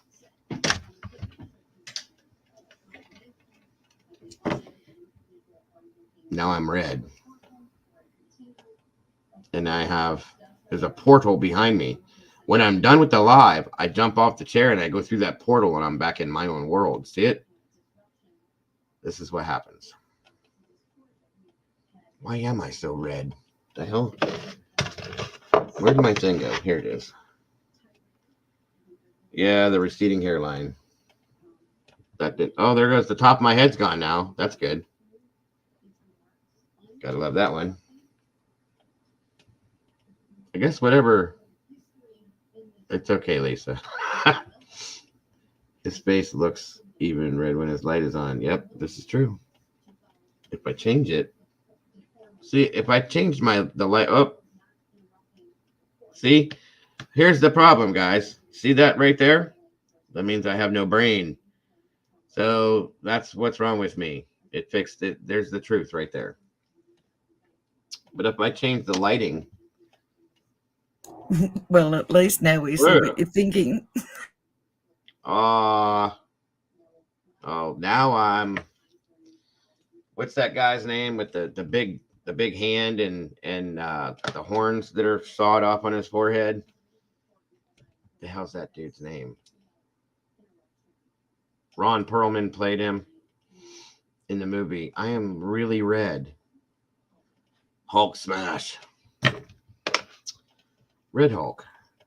What the hell No, was that? Red's in chat. Yeah, well, red. I'm red. I'm really red. That's weird. It must be this background picking up. I just thought you were sunburned. With no Hellboy, thank you. That's what it was too. I look like Hellboy like that. If I change the colors on this other light, it does. But now I'm I've just pink. been thinking you're sunburned all this time. No, there's no sun to be sunburnt with. It does look like sunburnt though. Oh, now I'm headless. Interesting. The only way it keeps my head together is okay. I'm red again. Whatever. But there we go. And now I got the leech back on my forehead. The sad part is I did mine with one sheet and one light. Yeah, Don't have that problem. I have all this technical crap that's supposed to do this for you, and yours works better than mine. A sheet and a light. Perfect. Just go back to the leads. I did, Kim. We're back on the lead. Let's see. Is it here? Is it there? Where's the lead? Come on. Maybe it'll be on my Lost hand. me with the There. light. It picks up my hand. It's so weird. Anyway, sing Rock Lobster. I am not singing that song, Molly. I'll sit here with my leech on my receding forehead, and we'll be good. Oh, thank you, Kim. The peaks are just starting. I'm probably being. It's all good. It's all good. Oh man, what a day, folks! This was a great day, though. It was a great stream. I love the discussion, folks. I really, really did. I mean, I like having these talks with you guys because I think they like who was it that said that back there? That they're very mature, as they always are. I love that, and we can do this without having issues. You know what I mean? Absolutely, Kim. Absolutely good to laugh. Molly is making. I don't know what that face is, Molly, but it is what it is. Shock face. Oh, what happened here? Oh, I didn't see Pamela. She didn't come in today. She must be busy. No worries. No worries. Did Smoothie Booty leave? She must have. Oh, sorry, guys. My dog's quacking again. Hold on. No, you didn't, Kim. Joe did that all on his own. Oh, Sing you didn't rock. do anything, Kim. Sing Don't, rock. not at all. Listen, we have to enjoy ourselves. You have to sing Rock Lobster. I You can't have 2 sing Rock requests now. I can't do it. I'm not gonna do it. And You can't Smoothie make is me still do it. here, by the way. Oh, Once there- again, you missed her. No, that wasn't her. That was Molly that I didn't see. See, you just keep not seeing these people. Well, it's probably because the leech on my forehead is sucking my brains out, so I can't see right. That could be what it is. I'm just saying. It very well could be. Or the sunburn. Yep, the sunburn could be doing it too. Who knows? I think I was just fine without this stupid green screen. This has caused way more problems than it's supposed to, but hey, it always looks better. You could have just walked to the closet, got a sheet, put your light Yeah. on it. Right. And now I have this thing here. Yeah, I know. Sitting here ignoring everyone. That's what I'm doing. You're right. Molly. She was not. I was not ignoring her. She was in the bathtub. So I did miss her for a minute. I didn't see her. Leave that alone. Beat up Dago Day. Beat up Dago Day. Saturday. I almost debated about doing a stream today. I'm glad I did, huh?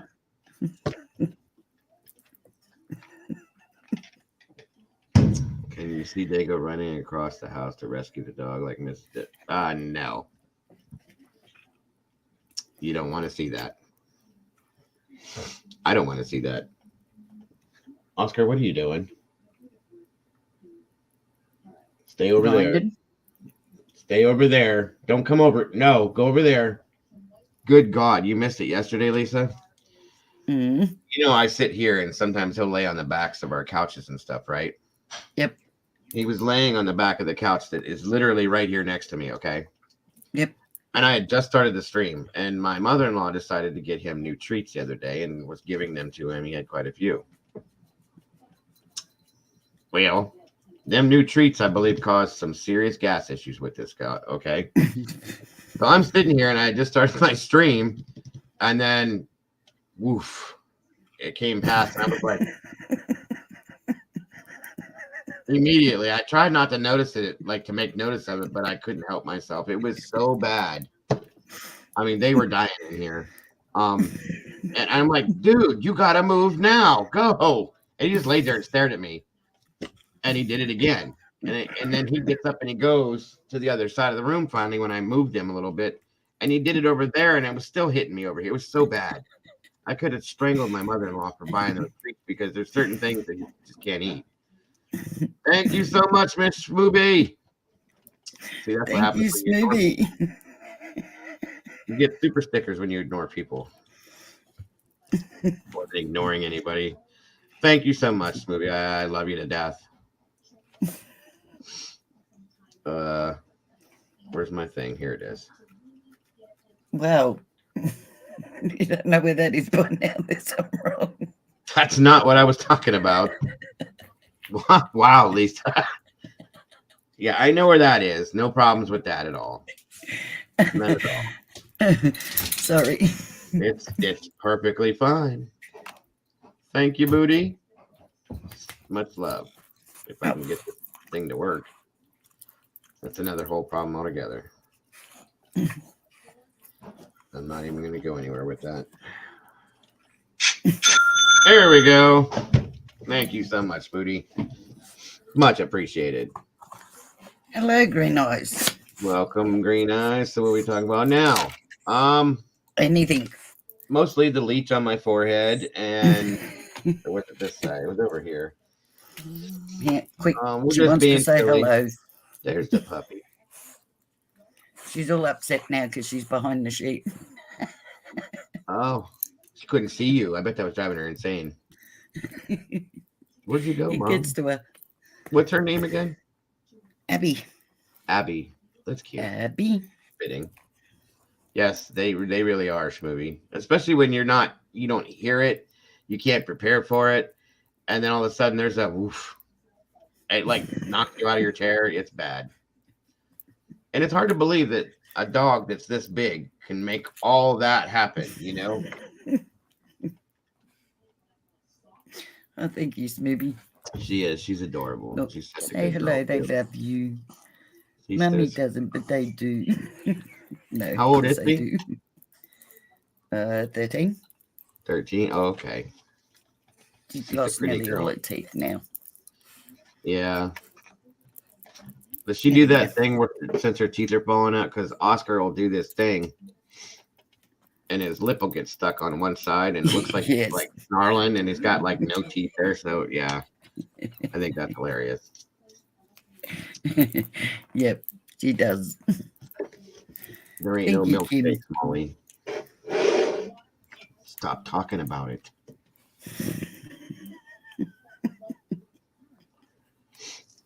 Where did he go? Of course, he's over there staring at me now because I told him to move off of the thing.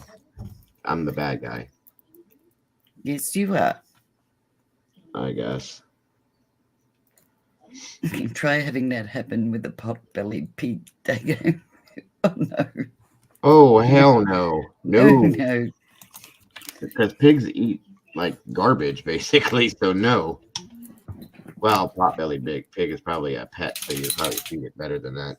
Again, thank you so much for that, Smoothie.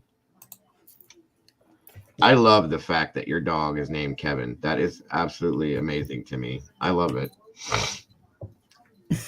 It's to see a dog walking around and somebody to go, "What's your dog's name, Kevin?" It blows my mind.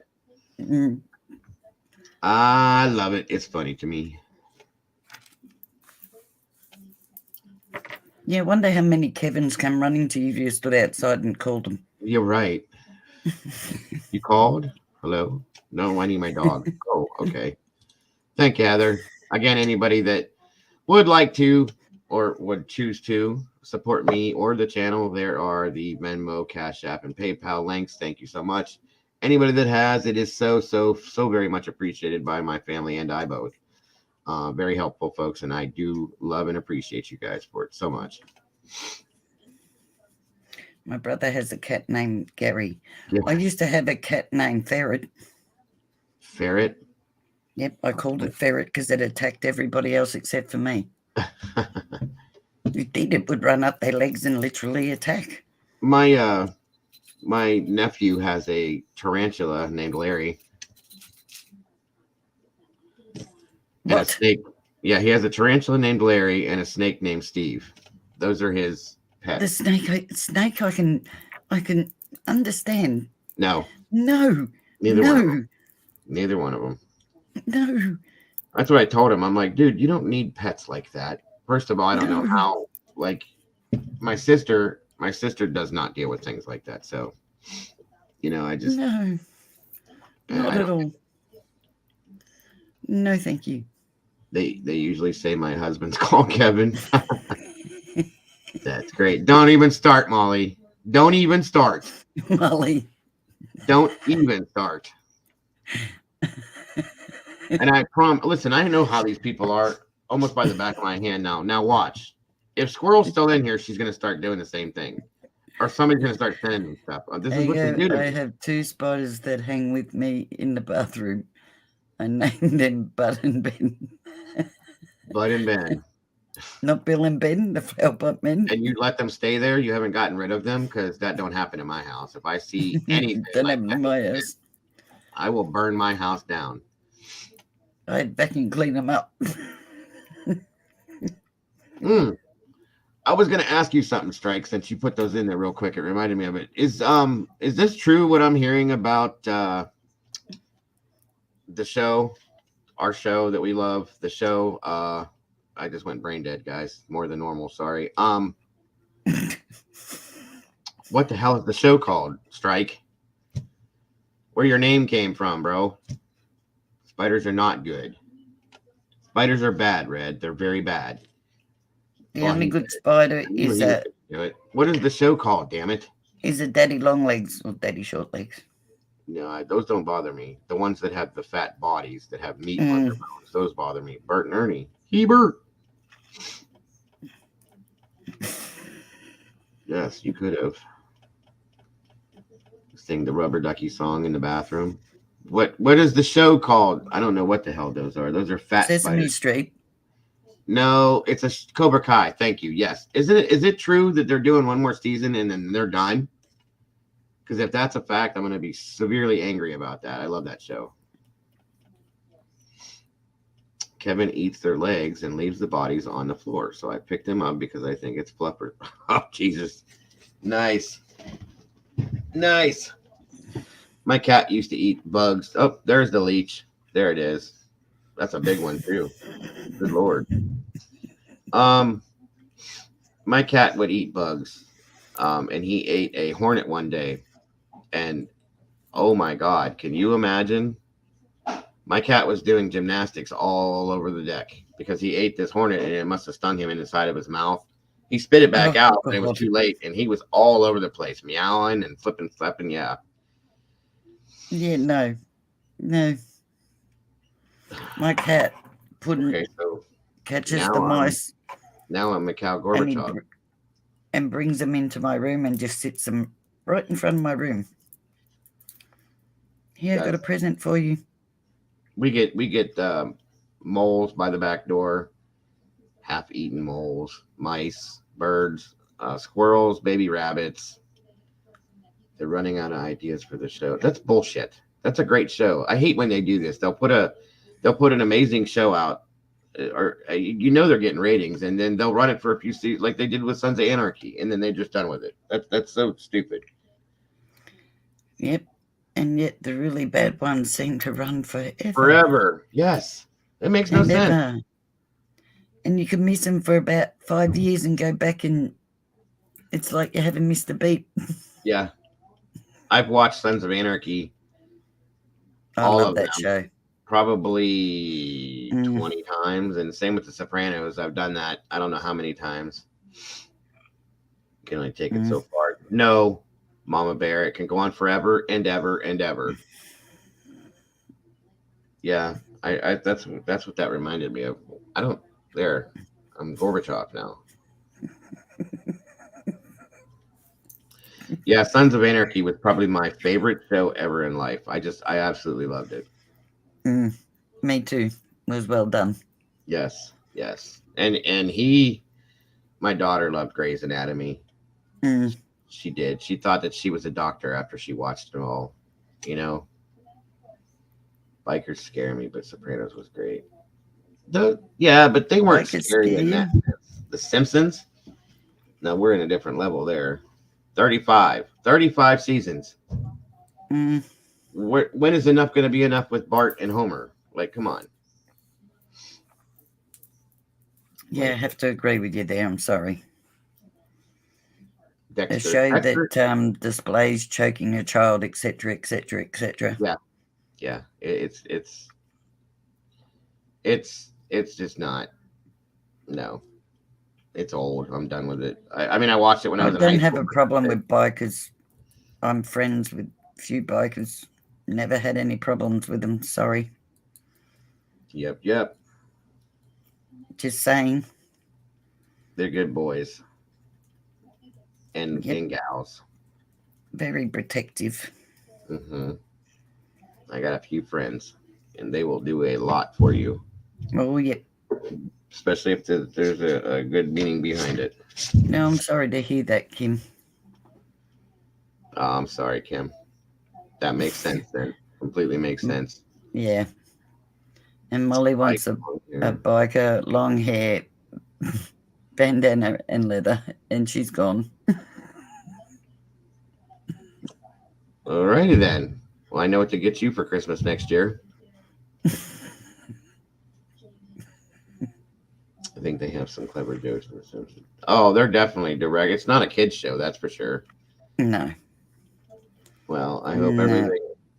Grey's Anatomy is. It's still on. I thought Grey's Anatomy was done. Leech. There's a leech. There's the leech. We don't have much bike rack. Will you stop it? It's there. I see it. I can't not see it. Now I'm. Yeah. Stop it. You and your sunburnt face, please stop it. No, but well, where was it? Refresh my mind, guys. Those of you that. Oh yeah. The Tulsa King thing. My mother's been watching that, and I guess that's really good. So I'm about to check it out. I've been. You guys are gonna love this. I have been obsessed, and it's been about 2 weeks now, with the show Hoarders. Oh, I don't know why. I've watched that 50,000 times. I watched that. I watched one episode, and then I watched another one, and I've seen just about every episode ever now. I can't get away from it, and it's sad in a lot of ways. It is sad, very sad. Yeah, I think I like the ones that end good, and that's why I think I like it, because the progress and all that kind of thing. I get stuck on watching it, and it amazes me. It amazes me that people are living in these situations sometimes. Like how, you know? Yep. I can't believe that Grey's Anatomy is still on. Wow, that's crazy. Yeah, I thought that had ended too. Me too, Sunshine. That is exactly what happened.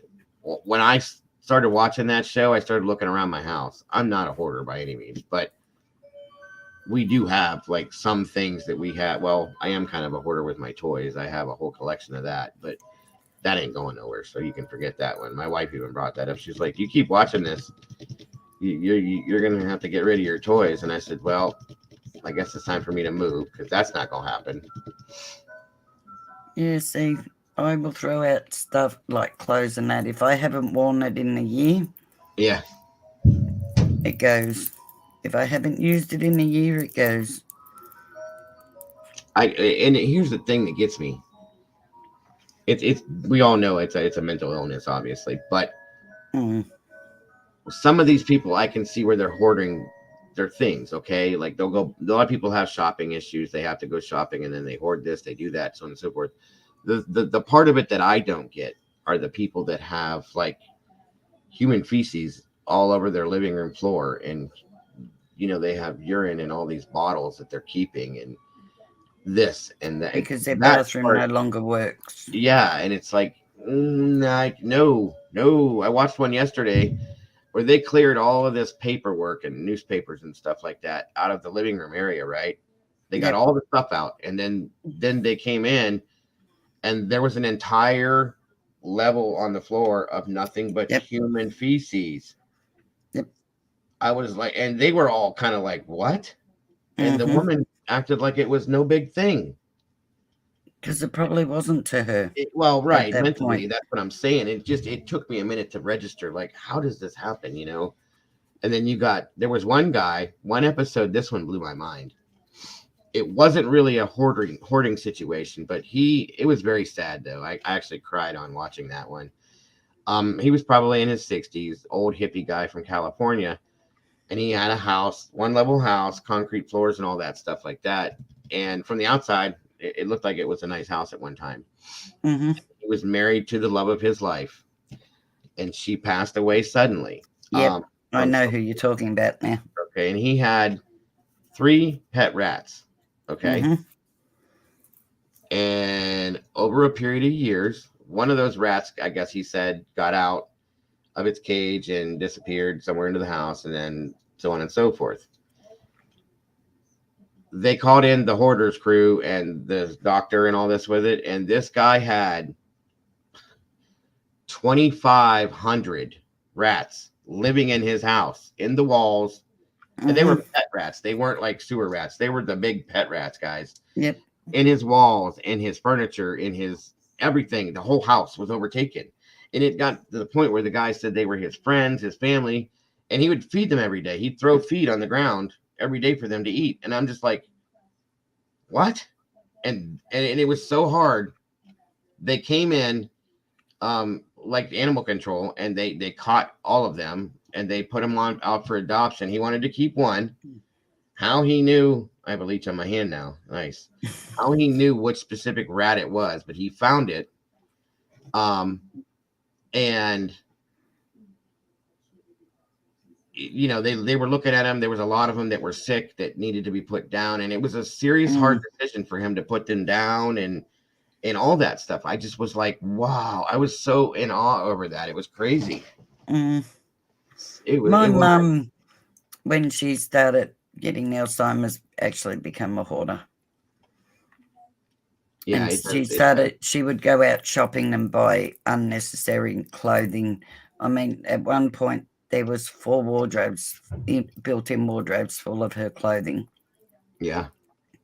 That she didn't wear. They still had price tags on them, everything. But she'd forgotten what she had at home. But she liked the feeling of having clutter. My mum was never like that. Never.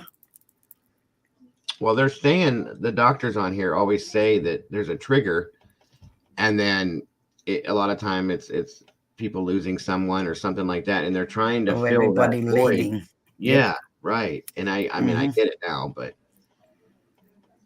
she has rats and bugs, but she has fallen out with everyone who ever tries to help her. She's open to help now, though. Oh, okay.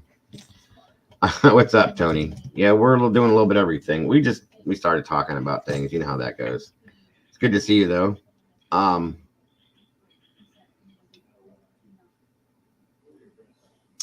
okay. I see what you're saying now. Smooth. See, there was another one that was on where these people had stuff piled so high, they had to crawl up over top of it, and there was a gap like that, big enough for a body to slide through at the doorway, guys. It was at the top of the doorway, over top and go down inside the room. And I'm like, oh my God. Very dangerous. Yes. And like being an ex in EMS and firefighting and stuff, I'm looking at that going, no. That's like, that's no way. No. What's up, Liza? Good to see you. especially when they have a partner that is disabled in some way or has an illness, Yeah, and they're sleeping on like this much bed, and right. it's so devastatingly It sad. is. And you're absolutely right, Molly. This the one lady that I was just talking about that piled everything real high. She did that. She said for security, so that nobody could get into her house. Mm, And a Yep. lot of people have said that having all that stuff around them makes them feel secure because they're alone. A lot of them are alone. You know, they're yeah. lonely people. Hi, Liza, sweetheart. How are you, love? It's great to see you, Liza. We It only went is. in last month because she had discharged from the hospital. No one had been allowed in for 10 years. That's basically how it happens, movie. Mm, Like you're basically talking about an episode that I've watched hundreds of times, you know. That's how it happens. That's how a lot of times that's what happens is it's like Lisa said, if somebody has to call like medical services or EMS or something to come out, once they come out, they see the situation, then they turn in turn call adult protective services and say, Yep. hey, this is a problem. And then that's how a lot of these people end up on the show, you know. It's a very sad situation, you know. I've watched that show and I've also watched the is it Intervention? I've watched that one too. That one really bugs me. Yeah. It's really sad. Yeah. As you can tell, I watch a lot of TV. But yeah, I'm addicted to this stupid hoarder show. I can't get away from it now. That No, and it is. It's extremely sad yes, situation to see people in. very sad. Yeah, couldn't imagine having so much open space. Right, right. And I'm not by any means am I downing anybody because I know it's a disease that can't help it a lot of times. So that's Mhm. why I said it's so sad. I wish people didn't have to go through that. And I'm glad to see in a lot of the episodes you see where these people will have like a breakthrough as these people are helping them do their thing. Excuse me. And they're like, it's like they just realize like, what am I doing? You know, and it goes forward and it's usually positive. So I'm not, you know what? I'm not really a hoarder, but I don't like to have wide open space either in my rooms. I don't know what it is. Oh, I love it. It's just something I don't care for. Now my den there is because my grandkids play back there because that's where their toys and stuff. Open space and open windows, Mm-hmm. open blinds, a lot of light, sunlight. Love it. Thank you, Miss Heather. Anybody that would like to donate to Miss Lisa, there's her link for PayPal. Please do. Oh, thank you, Very Heather. much appreciated. Would you say should we call social services? They can't do anything unless you consent. So we're trying, but well, see, that's what I thought. Like, can't like something get in? Like, can't you get involved to a point where, like, if they give them an ultimatum, from what I've seen on this show, at least, I don't know how it works in UK, but here, at least, like, they gave them an ultimatum to where they either have to do this or they're going to be like some of these people that were older put into like a home and lose their home. Or like the city's going to come in and take the home away from them or something like that. Because I'm not up to code. Yeah. And in that case, in Smoothie's case, because we come under the same laws, maybe you would find that. I find it strange that adult services couldn't do anything because if you're living in deplorable situations where you are at high risk, they have to actually do something and they can take it to court. That's what I thought. Actually, yeah, and have somebody become power of attorney right. for her. You Yeah. make decisions right there. Yeah. Yep. That's how it is here too. So I'm amazed that they said there's nothing they can do and walked away from it. well, maybe okay. Well, is social services in the UK the same thing as adult protective services? Probably not, but they still come under the same umbrella. Okay. So one would contact the other, if you know what I mean. Yeah. Right. That's kind of social services may not have been able to do something, but they have all the networking to be able to contact the right people to go in and do the right thing. Well, what she said with her doctor, I bet you the doctor can make a referral in turn to get something rolling for that. And then You know, I mean, depending on her age and her mental health and things like that, that's going to take effect too. Not necessarily, because that's going the long way. That's a cop out to me, because what they're saying is, okay, we can't do anything, so now shove her off to the doctor. The doctor has to find her. Now remember, the doctor's seeing her only at the doctor's, not in her home, so he's not seeing how she's living. So he's got to find her incompetent, basically, to be able to make a decision like that. Yes. Okay. So yeah, that would be the only way he could call back in adult services, is by saying, well, now she's incompetent. Now we need power of attorney for her and somebody to go in and organise her stuff, etc., etc. But they're not going to go in and admit this is how they're living, as you see. Right. Well, like she said, though, if she doesn't have the capacity to make her own decisions, that's where it is. Yeah. So, and you have pictures that you've taken to show. Well, then that. But adult services can do that. Yeah. Right. Even a relative can do that. GP can refer to a charity. We have found that help. Okay. I got you. I hate to see people going through that. There was one yesterday I watched her. This woman was by herself, of course, 80 years old, and had nowhere in that entire house. It was a huge house. Everything was hoarded in the house, every room. And there was one little spot in her kitchen, and she had a little chair from like a vanity set that she, like a makeup table, one tiny little chair that sat in front of her stove in her kitchen. And that's where she sat and ate and slept and just sat all day long with all this stuff around her. Not even a TV, guys. And like she said, she would tie herself to the chair so she wouldn't fall out of the chair while she was sleeping at night. Well, she did one time. She forgot to because she was sick. And they called. She couldn't do anything, and they had to kick her door in and get to her. They had to climb over top of this to get to her, and that's how they got involved to begin with. So yeah. Wow. It's rather heartbreaking. It is. It very much so. That's why my wife can't watch it. She won't. She's like, this is very disheartening and so sad. She goes, I feel so bad and I want to do something. And I said, honey, it's just reality sometimes, you know. Liza says, I had a question for Dago at Tyler Nichols' case. From the EMT point of view, EMTs didn't touch him. My only reasoning is that they didn't want to get involved. Better to get fired. Are you asking based on my experience or just based on that situation in general? Because there's two answers to that, to be honest with you.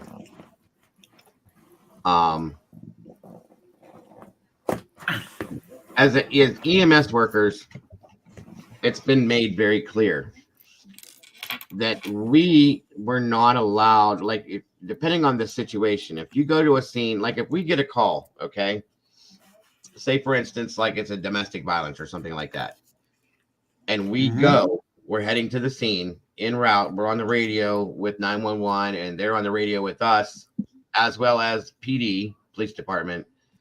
The police department has to get there to secure a scene or be there and secure any kind of a scene like that, period, before we can do anything.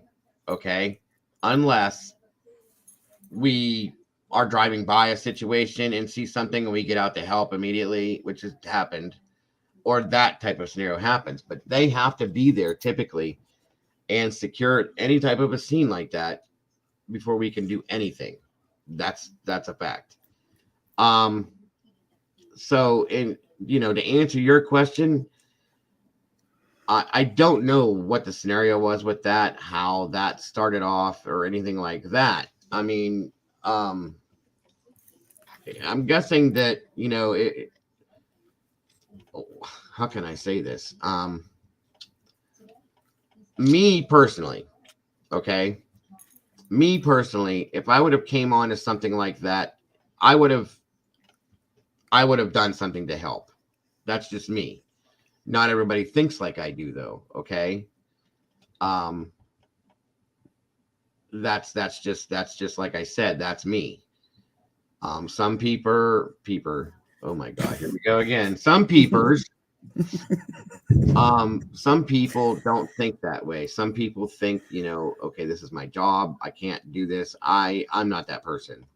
I'm not that person at all. I would be right in the midst of something. You just don't. That's just me. Like I said, I've said it 100 times. But there's people that it bothers me. I've seen people do this where they're like, I can't do this. I'm not doing it. It's not worth losing my job. It's not this, it's not that, but it is to me. So, it just depends on the person, I guess. In a sense, to each situation, truthfully. So, and that's the only thing I can think that it was, also, Liza. So I don't know. I don't know. Need coffee. Coffee. Coffee in a bun. Absolutely, Shirley. All right, guys. Well, we've been going for 3 hours now, and it was an amazing stream. I had a great time. 4.9 hours. Yes. Well, I'm looking at my thing here, and it says it. So we've been going for a while. We'll just put it that way. It's been a long stream. And it was a great stream. I loved it. Great discussion as always. You guys are amazing. I love all the info and very informative. The leech on my forehead, all that stuff. It was great, guys. You could have stopped. I enjoyed being beat up by all my moderators. That was so much fun today, guys. I loved it. You guys are amazing. Keep it up, guys. It's great stuff. And Fix being your leech before you come on next. Yes. I'm gonna have to get rid of my leech and deal with it that way. Maybe I'll just change my name to Dago Leach or something like that. Instead of Robin Leach, lifestyles and true crime with Dago Leach. I don't know. Anyway, Dago and his leech. Yes. Again, great stream today, guys. Great stream. I loved it very much, though. You guys are amazing as always. Lisa, 100%. Thanks so much for coming back and joining us today. It was great to have you back. It really was. It was great to be back. Thank you all. Love you all. We had a great time. Thank you, Heather. Again, anyone that can judge you guys is yourself. That's right. Just ask Strike, he'll tell you. Anybody that may have donated today to the channel and myself, thank you so much. There again are the links. Anybody that may have donated to Miss Lisa, thank you so much for that. I sincerely thank you. Yes. From the bottom of our hearts, we do appreciate each and every one of you guys for everything you do. Not just for that, just for being here and just for supporting us. We do love you for that too. I hope you guys have an amazing 100%. Rest of the day. Yep.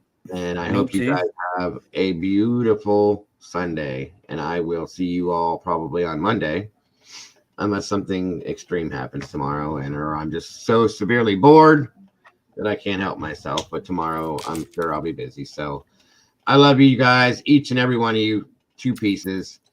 Again, guys, please love yourselves, love each other. Don't change who you are, because you are the beautiful people. That's it. And I will see you all so very soon. Again, love you to death. Have a great one. Lisa, have a great day. And I love you as well. You too, Joe. Love you too, hon. Bye, y'all. All right.